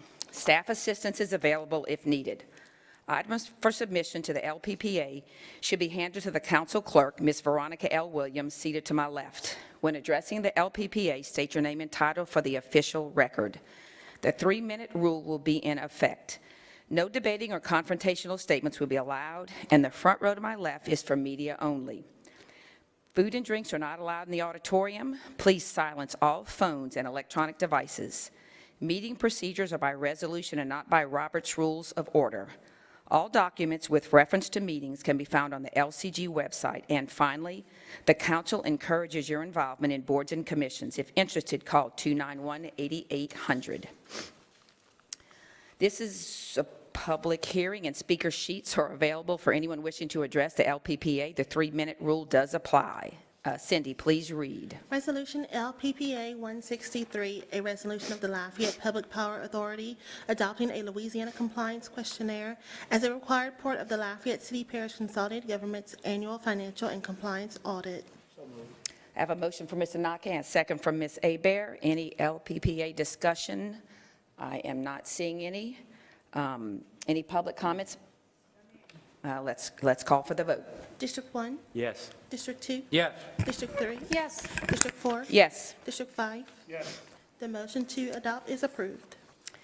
This is a public hearing, and speaker sheets are available for anyone wishing to address the LPPA. The 3-minute rules does apply. Cindy, please read the introductory ordinance. Ordinance LPPA 244, an ordinance of the Lafayette Public Power Authority amending the fiscal year 21-22 operations budget of the Lafayette Public Power Authority. I have a motion from Mr. Lazard, a second from Mr. Lewis. I don't see any discussion from the council. Any public comments? No, ma'am. Let's call for the vote. District 2? Yes. District 3? Yes. District 4? Yes. District 5? Yes. District 1? Yes. The motion to introduce is approved. Thank you very much. I'll adjourn the LPPA meeting and call to order the regular city council meeting. We welcome you to the city council meeting. As presiding officer and chair, I would like to announce the following. Again, this is a public hearing. To address the council on any item on this agenda, please fill out the speaker form to submit your information to the clerk prior to the call of the agenda item, or you will not be given the opportunity to speak. Staff assistance is available if needed. Items for submission to the council should be handed to the council clerk, Ms. Veronica L. Williams, seated to my left. When addressing the council, state your name and title for the official record. The 3-minute rule will be in effect. No debating or confrontational statements will be allowed. The front row to my left is for media only. Food and drinks are not allowed in the auditorium. Please silence all phones and electronic devices. Meeting procedures are by resolution and not by Robert's Rules of Order. And all documents with reference to meetings can be found on the LCG website. And finally, the council encourages your involvement in boards and commissions. If interested, call 291-8800. And I would actually like to backtrack a little bit since I didn't do this. The invocation, if I could have Mr. Nakhan, would you be willing to do a prayer? And Mr. Lewis, if you would do the pledge. In the name of the Father, and the Son, and the Holy Spirit. Amen. Heavenly Father, we thank you for gathering us together in your presence. You honor us to let us sit up here in front of all these people. Endear us with the wisdom to make proper decisions, to lead and govern in a just and right manner. We do all this in the name of Jesus Christ our Lord. Amen. Amen. Father, Son, and Holy Spirit. Amen. To the flag of the United States of America, and to the republic for which it stands, one nation, under God, indivisible, with liberty and justice for all. Thank you both very much. I apologize. We kind of zoomed through one meeting to the next, and I kind of overlooked that. All right, I have a couple of chair announcements here. Due to the Mardi Gras holiday, the council meetings for the month of March will be on the 2nd and 4th Tuesdays of the month, returning to the typical 1st and 3rd Tuesdays in the month of April. Item number 33, rezoning 96 Birch Drive. The zoning division is requesting that this item be amended to include the conditions related to parking, landscaping, fencing, and signage. I would like to wish a happy birthday to Adam Marcantel, Civil Service Director, which he will celebrate on March the 15th. I would also like to make an announcement about the Azalea Trail, which is actually happening officially this week, starting on Thursday, the 10th, through the 13th on Sunday. There's a convention. We've been awarded the national convention here, and people registered for it. Unfortunately, the registration is closed, but I'm announcing it for you today so that you know that the trail maps can be available at the Visitor Center for Lafayette and also at places like Pieces of Eight and or on the website, theazaleatrail.org. You can find a map. We might actually hit the azaleas at the right time. A lot of times we kind of miss them, but I think we might actually have a nice blooming starting this weekend. And the trail is available, to ride your bikes this weekend, next weekend, anytime they're blooming. So I would encourage you to get out there and really enjoy the beautiful blooms. The Azalea Trail, I have a little bit of quick history I want to read to you. It's a springtime attraction since the 1930s. The Lafayette Historic Azalea Trail has been winding through historic districts downtown, the University Oil Center, and neighborhood and garden districts with grand boulevards for approximately 25 miles of the city's urban core since the 1930s. In 2015, Scenic Lafayette began extensive revitalization of this Azalea Trail. Since that time, over 1,000 azaleas have been planted through our partnerships. In recognition of its continuing efforts and programs for promoting azaleas as valuable landscape shrubs, Lafayette earned the Azalea City certification in 2016 by the Azalea Society of America. And that's basically what the Louisiana chapter of this Azalea Society is here coming this weekend in Lafayette to actually have a convention, talk about the azaleas in the community, and talk about promoting those types of activities in your community as far as bringing in people. A couple of stats, and these are, not huge stats in terms of what's coming to the city, but there is an economic value in things like this. And the more of these activities, I applaud the local organization for providing the opportunity for people to come in and actually enjoy those azaleas. There's about 80 attendees to this convention. The number of hotel nights, about 137, and the number of hotel rooms, 42. So there is definitely some economic value to things like this that come to our city. So I do applaud that organization for working so hard to bring this, to kind of revitalize the Azalea Trail. And I do encourage you to, hop on your bike, get on your feet, kind of get a map, try to enjoy the view, and really kind of support this organization for bringing this back. So thank you all very much. I don't have anything else. Does anyone else have any? Yes, I do. Okay, go ahead. You have the floor. Yeah, thank you very much, Madam Chair. I just wanted to make sure everyone was aware that this Friday, March 11th, Lafayette Animal Shelter, in conjunction with the Spay Neuter Foundation and a nonprofit called Petco Love, are offering free dog vaccinations. This is for dogs only. Very important to get this vaccination, and it's free. So there's no excuse not to get over there. It will be done in your vehicle. You don't have to get out with your pet. Bring your dog. They'll do it in vehicle. This will be at the Martin Luther King Recreation Center at 309 Cora. And the hours are going to be between 9 a.m. and 1 p.m. There is limited to 500 dogs, so please, if you have a dog that needs vaccination, please get over there. This is free, and you can't beat that. Thank you very much to the Lafayette Animal Shelter, Spay Nation, and Petco Love. Appreciate it. Thank you, Mr. Nakam. Ms. Hebert, you have the floor. Thank you, Chairman. I wanted to announce that on March 14th from 5:30 to 7:30, Mayor President Josh Guillory and I will be hosting a town hall from 5:30 to 7:30. March 14th at the Southside Library. There's no technical agenda. It's more of just come, tell us what your concerns are, what you appreciate about what we're doing maybe, and just come and ask questions about certain projects you may have concerns about. So please join us. We look forward to updating you on things happening in the district. So March 14th, 5:30 to 7:30. Thank y'all. All right, thank you, Ms. Hebert. All right, we're moving on. I don't see any other announcements. Moving on to the Executive Mayor President's Report. Mr. Guillory, you have the, not yet, but I'm going to get, okay, there you go. Thank you, Madam Chair, and good evening. Thank you to everyone that took the time to be with us tonight. We appreciate your attendance and participation. First item, we have the budget to actual comparison of major city funds, January 2022 preliminary. We have Director Toops behind me if you have any questions.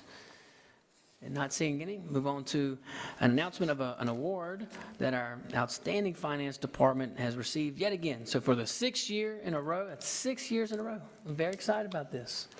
Government Finance Officers Association of the United States and Canada, GFOA, has awarded the Certificate of Achievement for Excellence in Financial Reporting to Lafayette Consolidated Government for its annual comprehensive financial report for the fiscal year ending October 31st, 2020.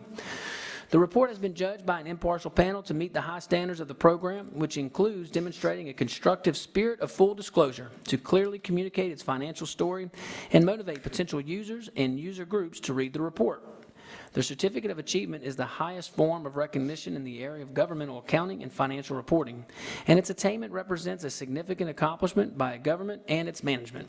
This year, LCG was rated proficient across the board by all reviewers with no comments or suggestions for improvements. So congratulations to Chief Financial Officer Lori Toops, her wonderful staff, all of our team here at LCG, and anyone that had anything to do with this award. Congratulations, 6 years in a row.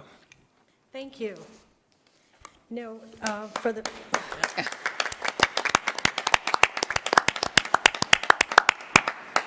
I'm excited to talk about this award, and you guys know that I've always been excited to talk about it. I've been at Lafayette for 11 years, and this is our 6th year in a row in which we've received this award, and it's for our annual comprehensive financial report. In achieving this award, it means that we are meeting the highest standards. We are going well above the minimum that is required by Louisiana revised statutes. And we hope that you use the information in this report in making your regular decisions. There's lots of handy stuff in there. The financial statements aren't that fun to read, I get it. But in the back, there's some statistical tables that carry important information that go back for 10 years. And in the front, there's a lot of discussion. There's a transmittal letter and a discussion of management's discussion and analysis.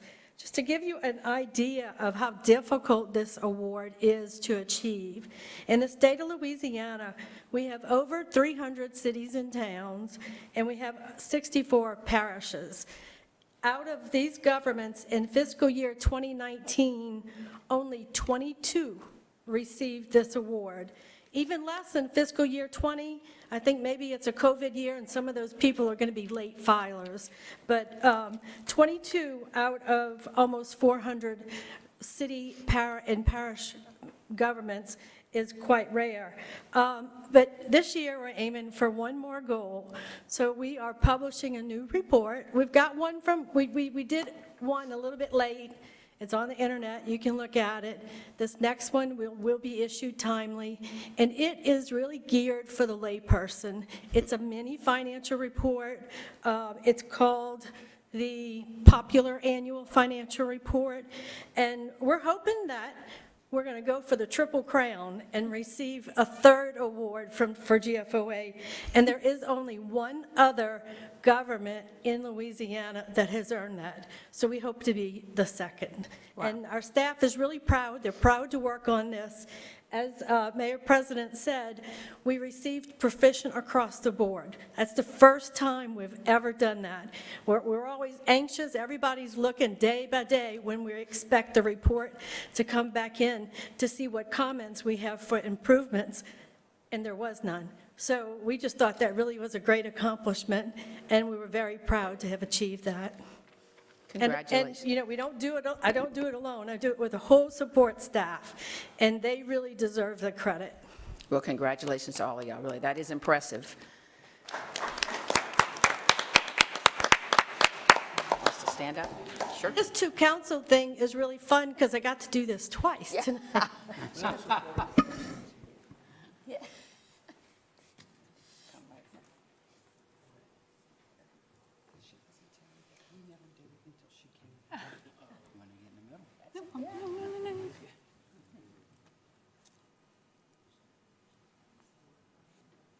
Can't see Pat? That's all right. Pat too short to stand up on a chair?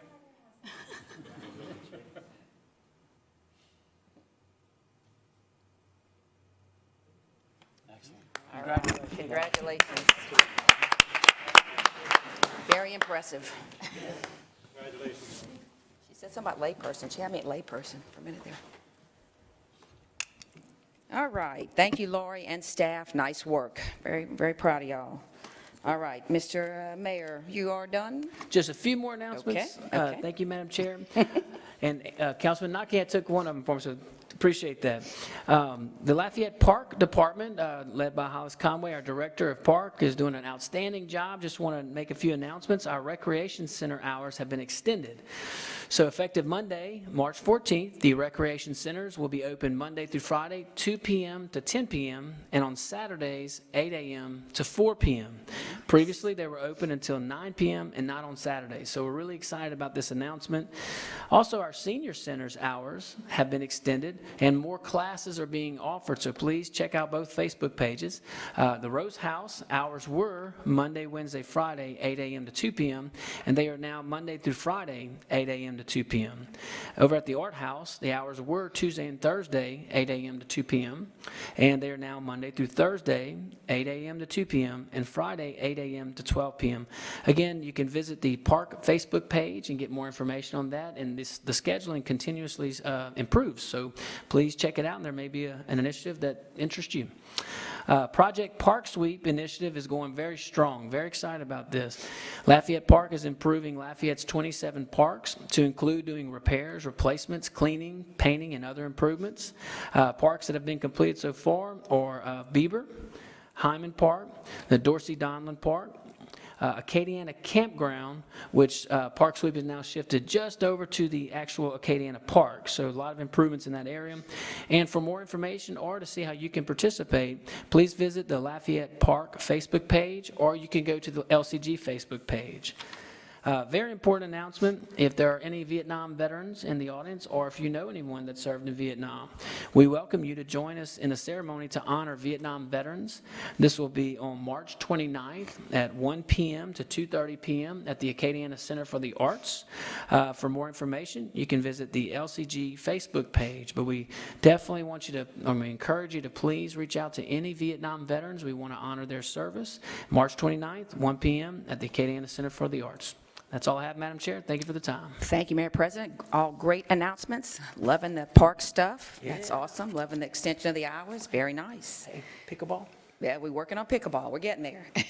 All right, don't you be laughing about my pickleball. Hey, I have learned more about pickleball, too. All right, let's see. Mr. Lazar, would you like to say something? Yes, Mayor, we're going to do a press release on that program, And which one? the Vietnam Veterans Program. Have we done a press release yet? Working on one right now. So, yeah, and thank you all for your participation in getting the word out. And it's going to be a good program. I agree. Thank you. All right, thank you. Okay, we're moving on to resolutions. This is a public hearing, and speaker sheets are available for anyone wishing to address the council. The 3-minute rule does apply. Cindy, please read the resolution. City Resolution 10, 2022, a resolution of the Lafayette City Council, State of Louisiana, concurring and approving resolutions adopted by the Lafayette Public Trust Financing Authority regarding the Monroe Warehouse Project. I have a motion from Mr. Lewis, a second from Mr. Nakhan. I'm not looking, but I'm looking now. I'm not seeing any council discussion. Any public comments? Kevin Blanchard signed in only if you have questions. And I'm not seeing any questions, so let's go ahead and call for the vote. District 3? Yes. District 4? Yes. District 5? Yes. District 1? Yes. District 2? Yes. The motion to adopt is approved. City Resolution 11, 2022, a resolution of the Lafayette City Council authorizing the submission of an application with Louisiana Highway Safety Commission for a 2022 overtime traffic safety enforcement grant for the Lafayette Police Department. I have a motion from Mr. Lewis, a second from Mr. Nakhan. Not seeing any council discussion. Any public comments? No, ma'am. Let's call for the vote. District 4? Yes. District 5? Yes. District 1? Yes. District 2? Yes. District 3? Yes. The motion to adopt is approved. All right, moving on to joint resolutions. This is a public hearing, and speaker sheets are available for anyone wishing to address the council. The 3-minute rule does apply. Cindy, please read. Joint Resolution 7, 2022, a joint resolution of the Lafayette City Council and the Lafayette Parish Council adopting a Louisiana compliance questionnaire as a required part of the Lafayette City Parish Consolidated Government's annual financial and compliance audit. I have a motion from Mr. Lazard, a second from Mr. Nakhan. Not seeing any council discussion. Any public comments? No, ma'am. Let's call for the vote. District 5? Yes. District 1? District 2? Yes. District 3? Yes. District 4? Yes. The motion to adopt is approved. Joint Resolution 8, 2022, a joint resolution of the Lafayette City Council and the Lafayette Parish Council authorizing a non-warranty cash sale of 419 South Washington Street to an adjoining landowner pursuant to Louisiana Revised Statute 472202B for the price of the sale's anticipated costs. I have a motion for Mr. Lewis, a second for Ms. Hebert. Not seeing any public comments. Any council discussion, excuse me, any public comments? No, ma'am. None? Let's call for the vote. District 1? Yes. District 2? Yes. District 3? Yes. District 4? Yes. District 5? Yes. The motion to adopt is approved. Joint Resolution 9, 2022, a joint resolution of the Lafayette City Council and the Lafayette Parish Council authorizing a non-warranty cash sale of 210 Oxbow Drive to an adjoining landowner pursuant to Louisiana Revised Statute 472202B for the price of the sale's anticipated costs. I have a motion for Mr. Nakhan, second for Ms. Hebert. I'm not seeing any council discussion. Any public comments? No, ma'am. Let's call for the vote. District 2? Yes. District 3? Yes. District 4? Yes. District 5? Yes. District 1? The motion to adopt is approved. Joint Resolution 10, 2022, a joint resolution of the Lafayette City Council and the Lafayette Parish Council authorizing a non-warranty cash sale of 1012 Apple Street to an adjoining landowner pursuant to Louisiana Revised Statute 472202B for the price of the sale's anticipated costs. I have a motion for Mr. Lewis, a second for Mr. Lazard. I'm not seeing any council discussion. Any public comments? No, ma'am. Let's call for the vote. District 3? Yes. District 4? Yes. District 5? Yes. District 1? Yes. District 2? Yes. The motion to adopt is approved. All right, moving on to report and/or discussion items. Cindy, please read. Update on French language and heritage. Let's see, we call Mr. Dave Domingue. Are you in the house? There he is. Come on up. Give us a little quick French lesson. I can say bonjour. That's about it. I'd like to introduce Calvin Leger from the Bayou Vermilion Development District. He's going to start off. Good afternoon. My name is Calvin Leger. I'm a commissioner for the Bayou Vermilion District, a governing body in Lafayette Parish, as well as the co-founder of Bilingual Chamber of Commerce. On March 3rd, we watched as the Mayor President raised the flag recognizing International Francophone Month, Mois de la Francophonie. Mayor President Guillory and Dave Domingue read the French proclamation that was written to bring French speakers together throughout Louisiana to celebrate our language and our heritage. The proclamation was sent to all of the area mayors, city councils, and parish councils. Many of them, including the lieutenant governor, signed off in support.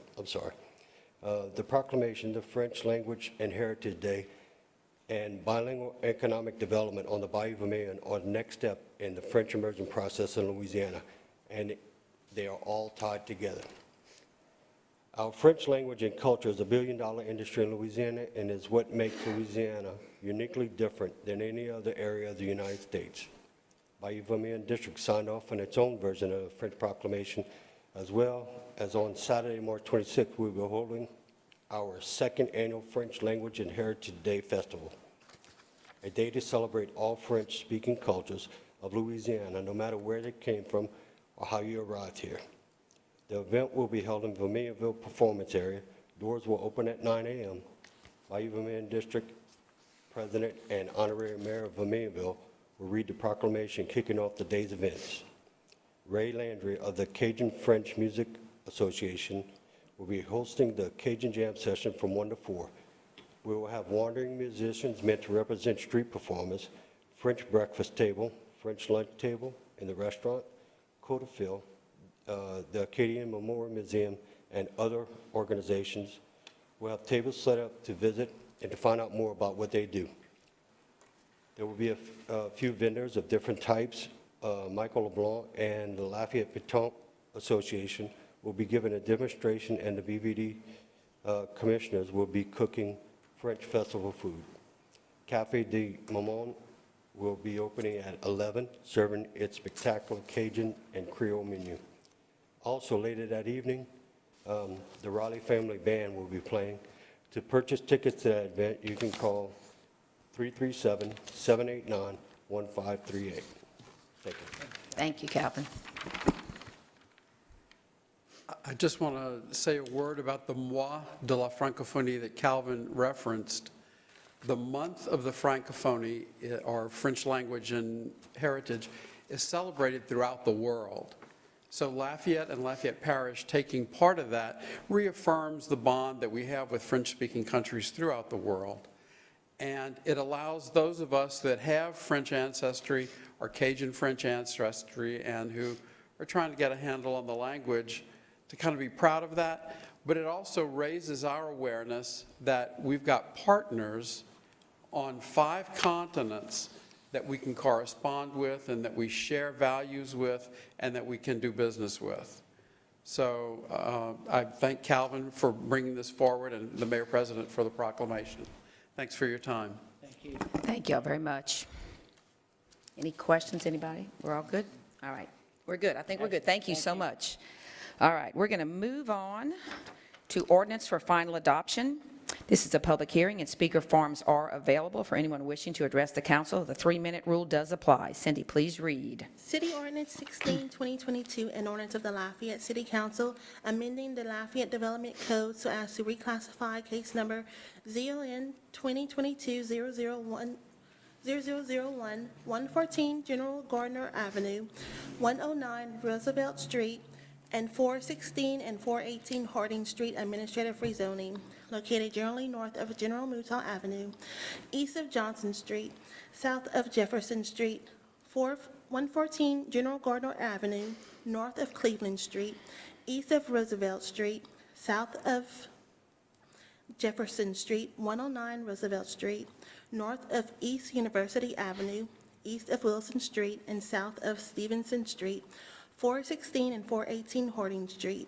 The particular parcels being rezoned from commercial mix to residential mix, 114 General Gardner Avenue, from commercial mix to mixed-use neighborhood, 109 Roosevelt, and mixed-use neighborhood to residential mix, 416 and 418 Harding Street. Good job on that, Cindy. Lots of north and south descriptions there. You lost me there for a minute, but good job. All right, I have a motion for Mr. Nakaz, second for Ms. Hebert, and I'm not seeing any council discussion. Any public comments? No, ma'am. Let's vote. District 4? Yes. District 5? Yes. District 1? Yes. District 2? Yes. District 3? Yes. The motion to adopt is approved. City Ordinance 17, 2022, an ordinance of the Lafayette City Council amending the Lafayette Development Code so as to reclassify case number ZON 2022-0002, 400 Block Town Center Parkway rezoning, located generally north of Town Center Parkway, east of Rue de Billier, and south of Ridge Road. The particular parcels being rezoned from commercial heavy to residential mixed. I have a motion from Mr. Lewis, a second from Mr. Lazard. Not seeing any council discussion. Any public comments? No, ma'am. Let's vote. District 5? Yes. District 1? Yes. District 2? Yes. District 3? Yes. District 4? Yes. The motion to adopt is approved. City Ordinance 18, 2022, an ordinance of the Lafayette City Council amending the Lafayette Development Code so as to reclassify case number 0N 2022-0003, 606 Guidry Road rezoning, located generally north of Cobb Road, east of South City Parkway, and south of Robley Drive. The particular parcels being rezoned from residential single-family to commercial heavy. No motion. I need a motion and a second. I have a motion for Mr. Lewis, a second for Mr. Lazard. Council discussion. I see Ms. Hebert. Do we have someone, I believe it's just someone from Planning and Development here to speak on this, I believe? I think that was already planned. There she is. Mary. I thought you were sitting back there. You must have moved up. Anticipation. I had some, I already know how I plan on voting for this, but I wanted you to share with the council members the process of how we've gotten here today for this particular request for rezoning. Okay, so an applicant or property owner makes an application to our office for a rezoning. We generally review the case with them to decide what the zoning district should be or what zoning district is appropriate for that property. And then we generally are in agreement and move forward with making the recommendation to the zoning commission. In this case, the property owners wanted CH, correct me if I'm wrong, yeah, correct, CH. Our staff did not agree with that. Our staff felt that it was probably more appropriate to have an MN zoning. The applicant requested to proceed with the CH, so we brought it through our process. The zoning commission denied and recommended denial of the CH rezoning to at the zoning commission meeting. Obviously, the applicant was present. So because of the process goes through the zoning commission to the councils, and it's ultimately your decision. But know that as staff, we did not recommend the CH, and neither did the zoning commission. Thank you. Council members, I'm asking you to vote no on this issue. As you've heard from Mary. Thank you, Mary. I'm going to call you Susan for some reason. I don't know why. But as you heard from Mary, this was already voted down by the commission. This is something that I don't support. It's in my district. It is right next to residential. I feel like the commercial heavy is just too harsh for this area, as did the department. So I'm asking you to vote no on this. Thank you. Thank you, Ms. Hebert. I'm not seeing any other council discussion on this. Are there any public comments? No, ma'am. All right, let's call for the vote. District 1? No. District 2? No. District 3? No. District 4? Nope. District 5? No. The motion to adopt fails. City Ordinance 19, 2022, an ordinance of the Lafayette City Council amending the Lafayette Development Code so as to reclassify case number ZON 2021-0044, 1002 North University Avenue rezoning, located generally north of Arthur Street, east of North University Avenue, and south of West Gilman Road. The particular parcels being rezoned from commercial mixed to commercial heavy. I have a motion for Mr. Nakhan, a second for Mr. Lewis. I'm not seeing any council discussion. Any public comments? No, ma'am. Let's vote. District 2? Yes. District 3? Yes. District 4? Yes. District 5? Yes. District 1? Yes. The motion to adopt is approved. City Ordinance 2022, an ordinance of the Lafayette City Council amending the fiscal year 21-22 capital budget of the Lafayette City Parish Consolidated Government by transferring $200,000 in excess funds from the CIDC Lateral 7 Curran Dulles project to a project management services line item within the Public Works Department Capital Improvements Division. I have a motion for Mr. Lewis, a second for Mr. Nakhan. Not seeing any council discussion? Any public comments? No, ma'am. Let's vote. District 3, Yes. District 4, Yes. District 5, Yes. District 1, Yes. District 2. Yes. The motion to adopt is approved. City Ordinance 21, 2022, an ordinance of the Lafayette City Council amending the fiscal year 21-22 operating and capital budgets of the Lafayette City Parish Consolidated Government by recognizing revenues in the amount of $200,000 received from the Federal Highway Administration, approving the use of existing funds in the amount of $50,000 for the required local match, appropriating within the Traffic, Roads, and Bridges Department, Traffic Engineering Division, and authorizing the Lafayette Mayor President to execute an agreement with the Louisiana Department of Transportation and Development for engineering of the Ducey Road Sidewalk Project H.014509.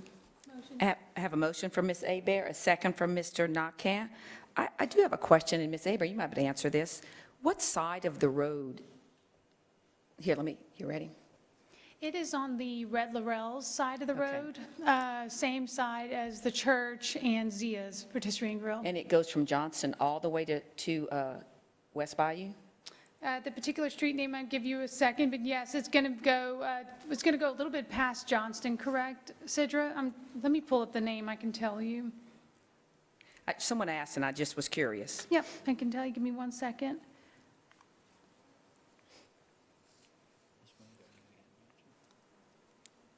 Sidra, you want me to put you live?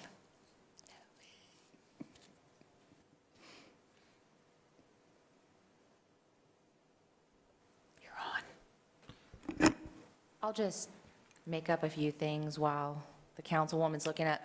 If it's beyond Johnson Street, across Johnson Street towards the Vital side? Yep. Where it turns into, so it might be the Old Maurice Highway, or the next block would be maybe Adonis. I didn't realize it was going on the other side. That's Vital, so it goes on to Vital Street?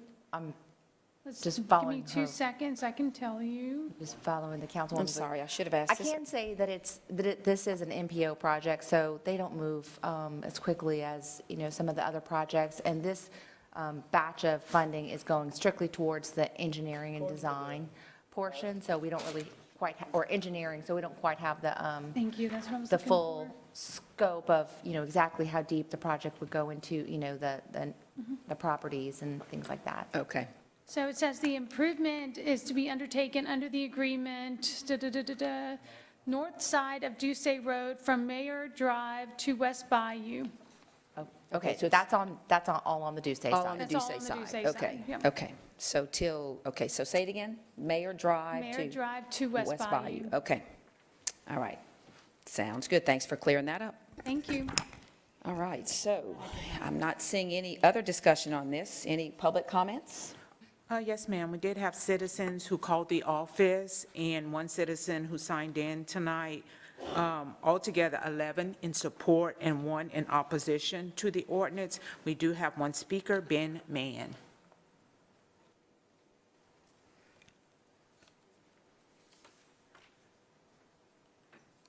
Good evening. I'm Ben Mann, a resident. I live on the corner of West Bayou and Ducey. And Ducey Road is kind of a mixture. It's got residential, it's got commercial, it's got a church, it's got 2 schools, it's got 2 condominium complexes, a major apartment complex, and Lafayette's largest health club. Somebody is going to get killed on Ducey Road because there are no sidewalks. I know this is just an engineering study, but it's time to do something about it, because the runners at Reds are one thing, the kids going to Reds on bikes and walking down there. It's time to do it. I see it all the time, the traffic, and would like to support it. I'm here with my wife in support of this ordinance. Thank you. Thank you, Ben. We appreciate you coming, yes. And I know, according to what Sidra just said, basically it's an MPO project, so it's moving. It's moving, let's just say that. But it is in the plan, so we appreciate you coming. No other speakers, Madam Chair. Thank you. All right, let's go ahead and call for the vote. District 4, Yes. District 5, Yes. District 1, District 2, Yes. District 3. Yes. The motion to adopt is approved. City Ordinance 22, 2022, an ordinance of the Lafayette City Council amending the fiscal year 21-22 operating budget and adjusting the manning tables of the Lafayette City Parish Consolidated Government to provide funding for personnel changes and salary adjustments within the Utilities Department. I have a motion for Mr. Lazard, a second from Mr. Nakant. Not seeing any council discussion. Ms. Williams, any public comments? No, ma'am. Let's call for the vote. District 5? Yes. District 1? Yes. District 2? Yes. District 3? Yes. District 4? Yes. The motion to adopt is approved. Moving on to joint ordinances for final adoption. This is a public hearing, and speaker forms are available for anyone wishing to address the council. A 3-minute rule does apply. Cindy, please read. Joint Ordinance 11, 2022, a joint ordinance of the Lafayette City Council and the Lafayette Parish Council amending the fiscal year 21-22 capital budget of the Lafayette City Parish Consolidated Government by transferring $312,813.26 from the River Oaks Pump Station project and appropriating within the Public Works Department Capital Improvements Division for additional funding needed for the River Oaks detention project. I need a motion and a second. Mr. Nakant, a motion. Ms. Hebert, a second. Not seeing any council discussion. Any public comments? No, ma'am. Let's vote. District 1? Yes. District 2? Yes. District 3? Yes. District 4? Yes. District 5? Yes. The motion to adopt is approved.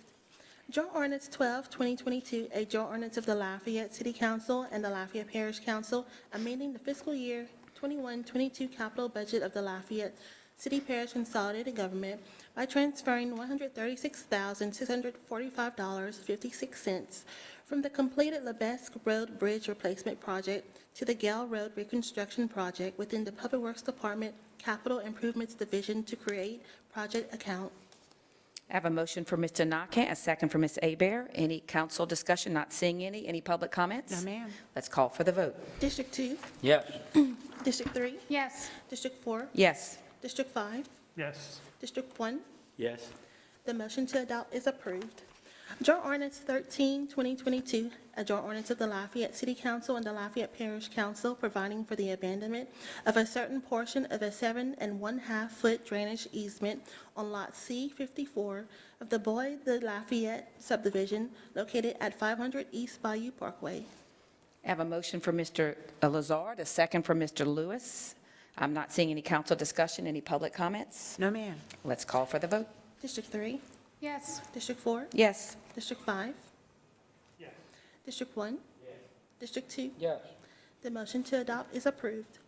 Joint Ordinance 14, 2022, a joint ordinance of the Lafayette City Council and the Lafayette Parish Council amending the fiscal year 21-22 operating budget and adjusting the manning tables of the Lafayette City Parish Consolidated Government by authorizing the use of PY fund balance in the City General Fund, Fund 101, in the amount of $104,072 and appropriating within the Department of Community Development and Planning Compliance Division. I have a motion for Ms. Hebert, a second for Mr. Nakant. Not seeing any council discussion. Any public comments? No, ma'am. But I think they wanted to We do have an a brief update. presentation. Come on up, Mary. Good afternoon, everybody. I forgot to introduce myself earlier. Mary Slyman, Director of Development, Community Development and Planning. Sorry. Waiting for my slides. It's always a mouthful. All right, so I just wanted to give you all a quick rundown on what we've been doing with our compliance division. This is Kathy Traha. She is currently a planner 2 in our development division, soon to be our interim compliance manager if all goes well this evening. So no pressure. No pressure. Go ahead. Just a little bit about what's been happening. Obviously, we formed the Administrative Adjudication Bureau with the Lafayette Development Code at the end of 2020. And began right away putting everything in place and work with legal on it. We did and do have our administrative law judge that was sworn in here at a council meeting. I do want to give a big shout out and thanks to Judge Broussard. I want to let y'all know he's done a great job. He's been very thorough, but also being very fair. So we appreciate all of the hard work with all of the hearings we've had. We've certainly run the gamut. We've heard about 60 cases so far since June, and we're now seeing cases coming to us from 3 different divisions. So you'll see things coming from LDC violations, property maintenance code violations, and also junk vehicles, which is something that y'all recently changed last year. A little bit on the LDC side, you can see where most of our complaints are coming in from and where our compliance cases are. I will point out that a lot of them are use violations, so it could be potentially people are operating in the incorrect zoning district or operating a business not in that zone, or in the wrong zoning district, I should say. Also, for our case statuses, this is not the Bureau, this is just compliance in general. You can see we've got almost 100 resolved. I do want to say that we have seen an increase in voluntary compliance cases. You'll notice that those are 81 of the 95, which is good. Now that we do have the Bureau, I feel like people are more inclined to voluntarily comply rather than taking it all the way through the process to the judge. And just so you know, it is a 21-day voluntary compliance period before we refer them to the Bureau, and we are definitely willing to grant extensions if they reach out to us, if they get a letter and talk to us and are willing to rectify the problem, but maybe need a little bit more than 21 days. We'll work with them as long as they're in communication with us, and we see that they are in good faith trying to correct the issue. So that's where we are right now. In terms of the Bureau, you can see that we've got a few things resolved. We have some that have been appealed, some that we're working on abating because the property owners did not abate the issue themselves or the violation themselves. And then the open cases are those that are still, they haven't reached their deadline. So the judge may have given them 30, 60, 90 days, whatever it may have been to cure their violations. So we're still working those cases now. This is a little bit about where those cases are coming from. So you can see that it is throughout the parish. The green are just general compliance cases, and the red or the Bureau cases. And then we did the same for all of you in the city, so you can see where those are coming from. I was very happy to see that it is throughout all of your districts. So we are impacting every single one of your districts, and hopefully for the good, right? Just a little bit about the success we've had with the Bureau. We've had over $60,000 in fines and hearing costs assessed just in the last 9 months since June.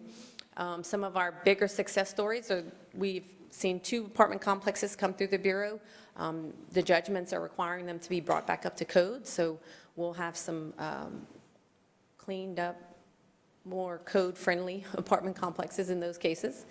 And then we obviously have seen some junkyards come through, St. Antoine and Grossi for Councilman Lewis, and some Cameron Street properties as well, just wanting to get those either cleaned up or site-proofed and secured, so it's not an eyesore for those of us who drive by or visit the parish. And then just, mention again the increase in voluntary compliance that we've seen across the board to avoid having to get to the Bureau. So a little bit about our compliance division, which is why we are here tonight. We do have the position for the compliance manager. We are creating a new position with civil service for the compliance inspector, and then we are moving the clerk 3 currently in our development division to this division. So the clerk 3 will be our clerical support there. And then what to expect, obviously we're going to be able to increase the number of cases by removing the development responsibilities from Kathy's workload. We'll be able to have her focus more on increasing the number of cases on the docket so that we can get more properties through the Bureau. We're going to also work with Randy Viatar and his staff to increase the enforcement of our property maintenance code violations and getting those cases through the Bureau. We'll also be able to do some proactive enforcement with our compliance inspector because we'll have someone who's on the road all the time, and we'll be able to see violations and work to cure those. And then obviously, as we continue with the Bureau and we continue having the fines and hearing costs assessed, we do work towards having the AAB fund being a self-sustaining fund. So I would want to say thank you for your support, not only with the LDC adoption, but with the whole compliance division and all of our compliance efforts in the last year and a half now, I guess. It's succeeding, and we thank you for your support. Any questions for me or Kathy? I just want to say thank you, too, for what you are doing. I mean, you've really tackled it, and it seems like you're moving the cases along faster, and I know that we all get calls about violations in our district about certain things, and the system was not moving quite as fast, and it seems like now it's moving forward, so I thank you all for doing that. So let's see, Mr. Nakkan, I believe you have the floor. This obviously is a success story for LCG and what y'all doing. I want to thank everyone involved for focusing on this, because it is an important issue. The fact that you're bringing 2 apartment complexes up to codes provides a big safety factor for those residents living there, but also for our fire and police that have to call on these places if there's an emergency, if there's a fire. This hopefully will eliminate those problems due to hazards created within the construction. And also the cleanup. I mean, we know there's a big focus in Lafayette and Lafayette Parish on cleanup. This is allowing you a lot more efficiency in getting this done and focusing on those types of things. So I think this is a big win-win, and I want to thank you all for putting this together. I think it's going to go well. I personally am all for it. I think it's going to pay for itself, and I think it's going to be a big enhancement for Lafayette in the long run. So thank you all very much for the effort y'all putting in. Thank you to Judge Broussard. Ms. Hebert? I echo everything that Councilman Nakhan just said. Is there a way that we can receive an alert if something in our district is going raise to that level? We can talk about it internally, and we'll figure out something. Yeah, because I really like whenever I receive the alerts, whenever somebody's filled out a speed bump, just so I can be alert and be aware of it in case someone's already calling me about a blighted property. I can say it's in that process. So Send us an email. yeah, if there's a way that we can be alerted, I'd really appreciate that. So thank you. Welcome. Thank you. Mr. Lewis? Okay, thank you. I just would like to thank you guys for everything y'all done, have been doing, because I was having a problem in the district. Everybody knows that. And then when I reached out to you guys, to the mayor, president, and to Mr. Robert Benoit, they took it forward to help us out, all council members out. But I have a question, being that we talking about this right now. As far as enforcing the trash can ordinance, will y'all be enforcing it more so? Because I think there is something in the ordinance saying that if people do not bring their trash can back to the front of their house or somewhere in that area, away from the curbside, there'll be a $25 fine. So will the judge hear cases like that, or are you guys going to take care of it yourself? So to be perfectly honest, I do not know what section of the code that's under, and if it would point to the Bureau as being an enforcement mechanism. So without knowing the ordinance, I can't tell you what the enforcement mechanism is. EQ enforces that. EQ enforces that. Oh, EQ? Okay. Well, EQ also enforces junk vehicles from understanding, but okay, that's okay. I know you wasn't prepared for that. It was just something coming top of my head, so. So keep in mind, I will let you know, and this is a good segue to your point, you know, part of the purpose of the Bureau is it's really kind of like the hub of the wheel, right? And we just start putting the spokes, you know, pointing towards it. So we did that with the junk vehicle ordinance, where we amended it to point to the Bureau.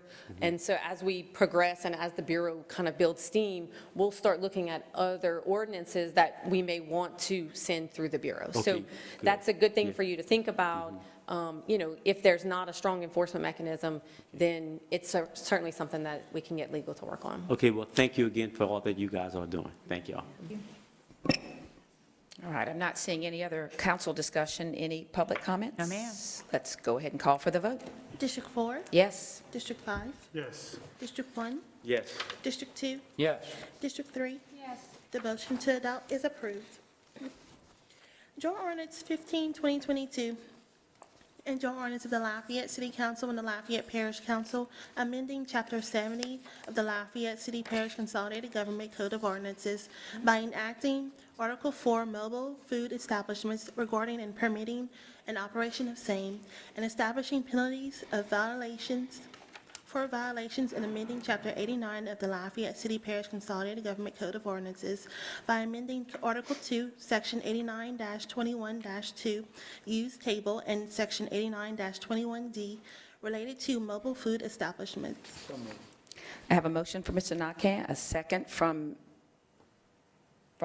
Ms. Hebert. All right, I actually have an amendment being requested by legal to change the incorrect date in Section 6 of the ordinance from March 1st, 2022 to July 1st, 2022. This would provide that mobile establishments make application for permits on the corrected date, which is on or before July 1st, 2022. Do I have a motion and a second to amend? I have a motion from Ms. Abear and a second from Mr. Nakam. Any discussion on the amendment?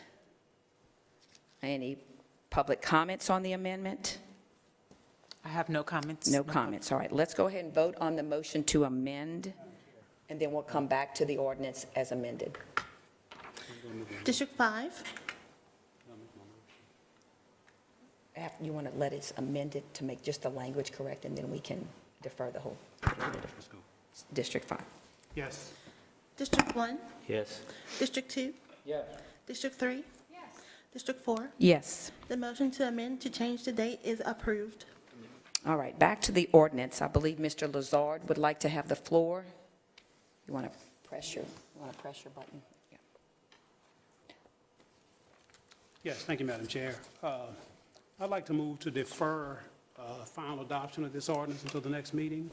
I've received several calls from food truck operators, and there's just some unanswered questions and some things that we need to clarify. I'd like to clarify so that when we move forward, we'll have a, strong ordinance and what have you, so. Do you have a particular, like, defer just to the next We can meeting? defer to the next meeting. Should be more than sufficient time for me to get with the director and the staff and Okay. resolve some of the Okay. issues that have been brought to my attention. So I have a motion to defer. Do I have a second? I have a second from Mr. Lewis. Any comments or discussion? When are we deferring it to? Just to the next To meeting. the next meeting. Just keep in mind that this is a joint ordinance, and the parish council already adopted this ordinance. So I defer to legal as to how that, would they have to bring it back up because they already approved it and adopted it? Okay. Okay, so what he said is, it's okay, there's a remain as is and await your, Just for clarification of some issues, is yes, what he's, yes, okay. correct. All right, so let's see, Mr. Nakam, can I give the floor to Mr. Nakam? Are you finished? Mr. I Nakam? have just a couple questions, Ms. Lyman, you may be welcome to come up. If I'm not mistaken, first and foremost, does that change our amendment that we've already passed as far as the dates? Would that affect that in any way if we defer? No. They already made the amendment, they made the Okay, it's not amendment going to too. affect the timeline. The second thing is my understanding that this ordinance basically is just bringing forth authority for the city of Lafayette to actually have some effective means of enforcement of the state law, because this is a state, we're mirroring the state law where we rely on the Department of Health to come down here and enforce their laws, which they don't do. So this is enabling the city of Lafayette to have some power to enforce the state law locally by mimicking their law. Am I correct in saying that, Ms. Lyman? Yeah, I mean, there's the state laws, and then we have some local, obviously, regulations here in terms of parking and that type of thing that we're going to require. I was going to ask Councilman Lazard if he wanted to opine on any, or maybe we can get some of the questions answered tonight. I just prefer to defer it. Okay. I respect that. Thank you, Ms. Lyman. Welcome. I know there was some discussion about the 100 feet from the establishments with the food trucks. I know there was some clarity maybe that people were, I got a call or two about that. So I don't know if that's something, if you want to get, maybe you can get together with planning and clear that up before the next meeting, yeah. Okay. All right, Mr. Nakam, can I give the floor to Yes, Ms. Abear? thank you. Okay. Ms. Abear. Thank you. Mary, I have a question for you. Wouldn't have affected my vote either way, but since you're here, there was one rule that they couldn't have chairs or tables. Is that even while they're operating? Correct. Okay. And what's the reason for that? Just curiosity. We have to make sure that they don't turn into a restaurant or a If food they truck pack up court. every single day and take off? Correct.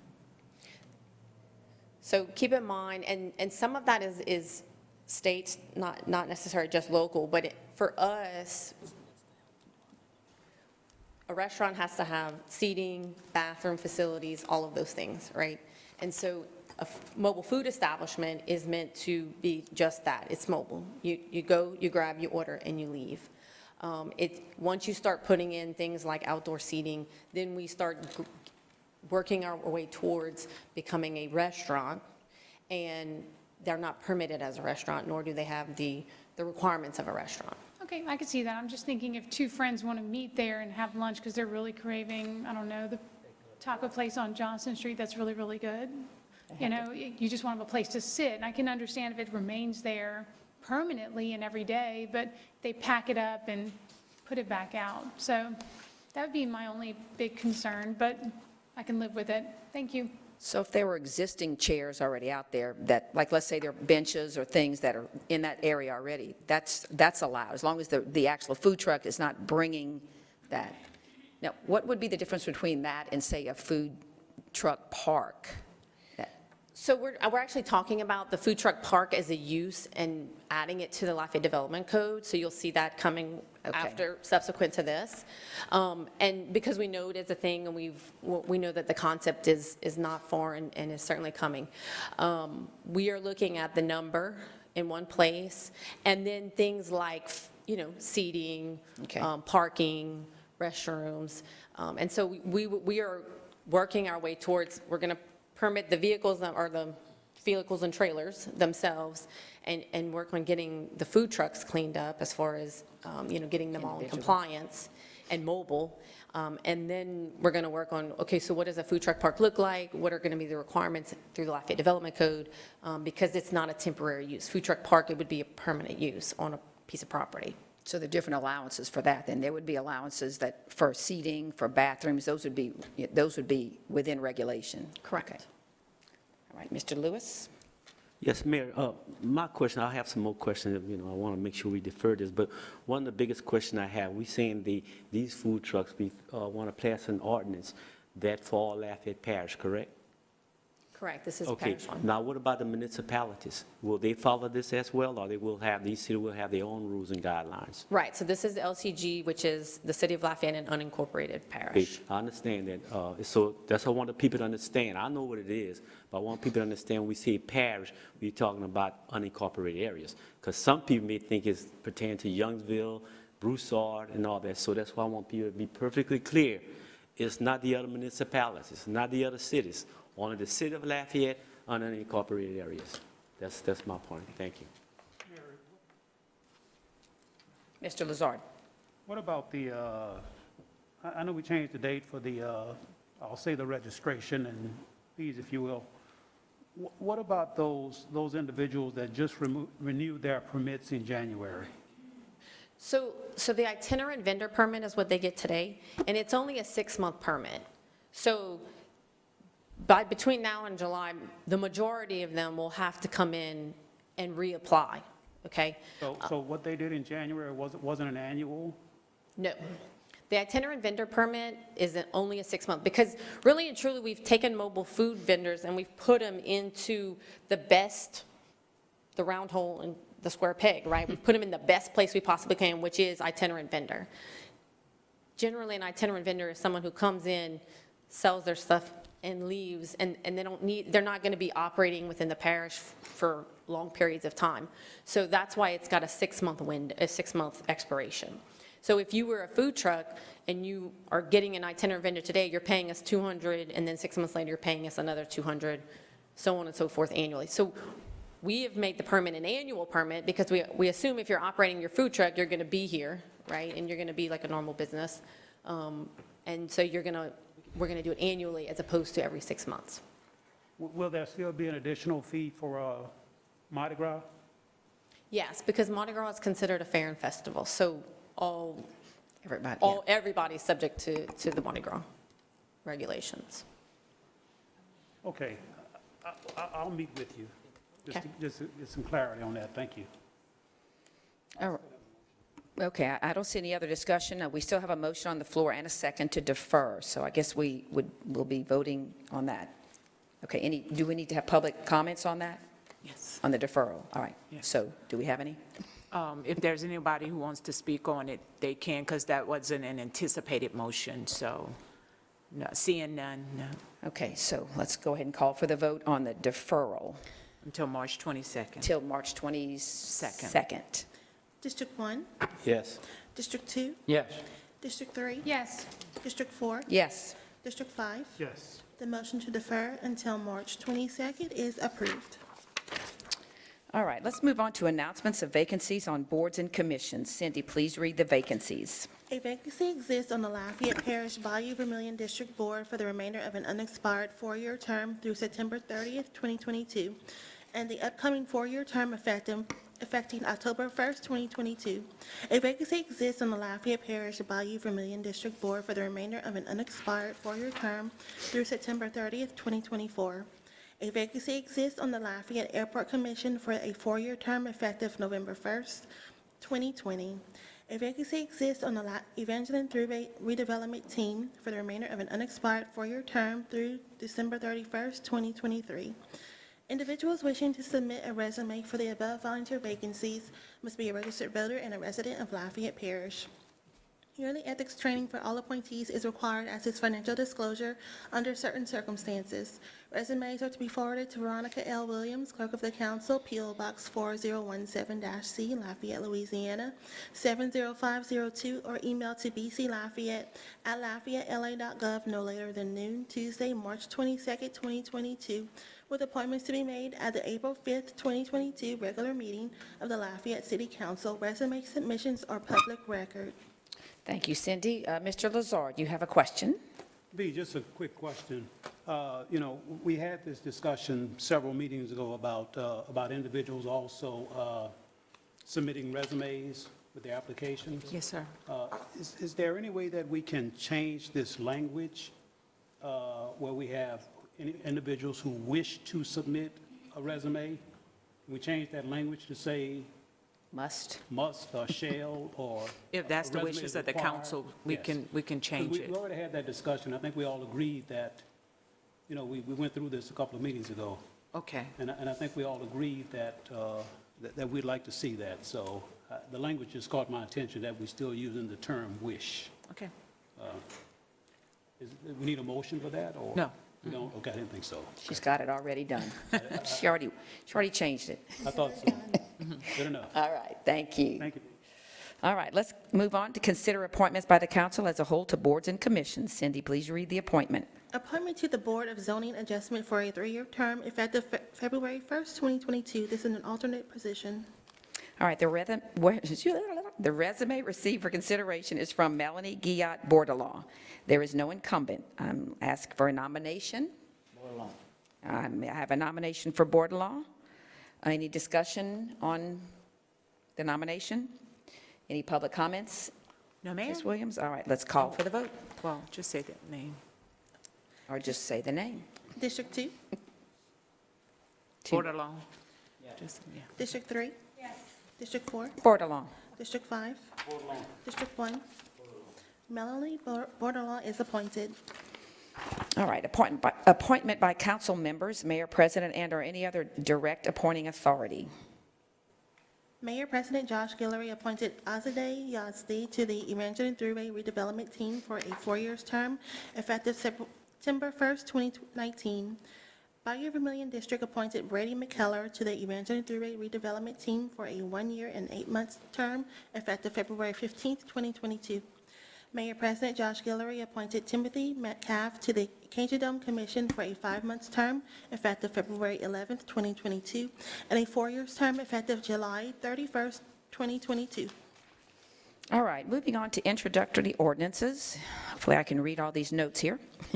I'm reminding everyone that items 32 and 33 are pulled from In Globo list for separate vote and discussions. I need a motion and a second to introduce items 34 through 44 in Globo. I have a motion from Mr. Lazard, a second from Ms. Hebert. Cindy, oh. Okay. Okay, yes. All right, we also have a request from Ms. Hebert to pull item 41 for discussion initially. Oh, my apologies. Did you want item 41, CO 32, or item 32? 41. Item 41. So we don't need to pull 32 out of the In Globo. Right. So 32 is still in, 33 is pulled. It says 32 and 33 are pulled. Yes, but I think when she Okay. sent it to me, she said, she said, CO 32, so I took out item 32. I got you. Okay. Yeah, so, Item 41, I'm looking. yeah, Okay, it's so item 41. Okay, so therefore 33 is the only one pulled along with 41. Yes, ma'am. Okay, so the rest of them, 33 and 41. okay, so Cindy, actually, please read.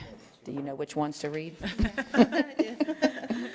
City Ordinance 23, 2022, an ordinance of the Lafayette City Council amending the Lafayette Development Code so as to reclassify case number 0N2022-0004, 114 Matthews Boulevard rezoning, located generally north of Matthews Boulevard, west of Farrell School Road, and south of Polly Lane, the particular parcels being rezoned from residential single-family to commercial mix.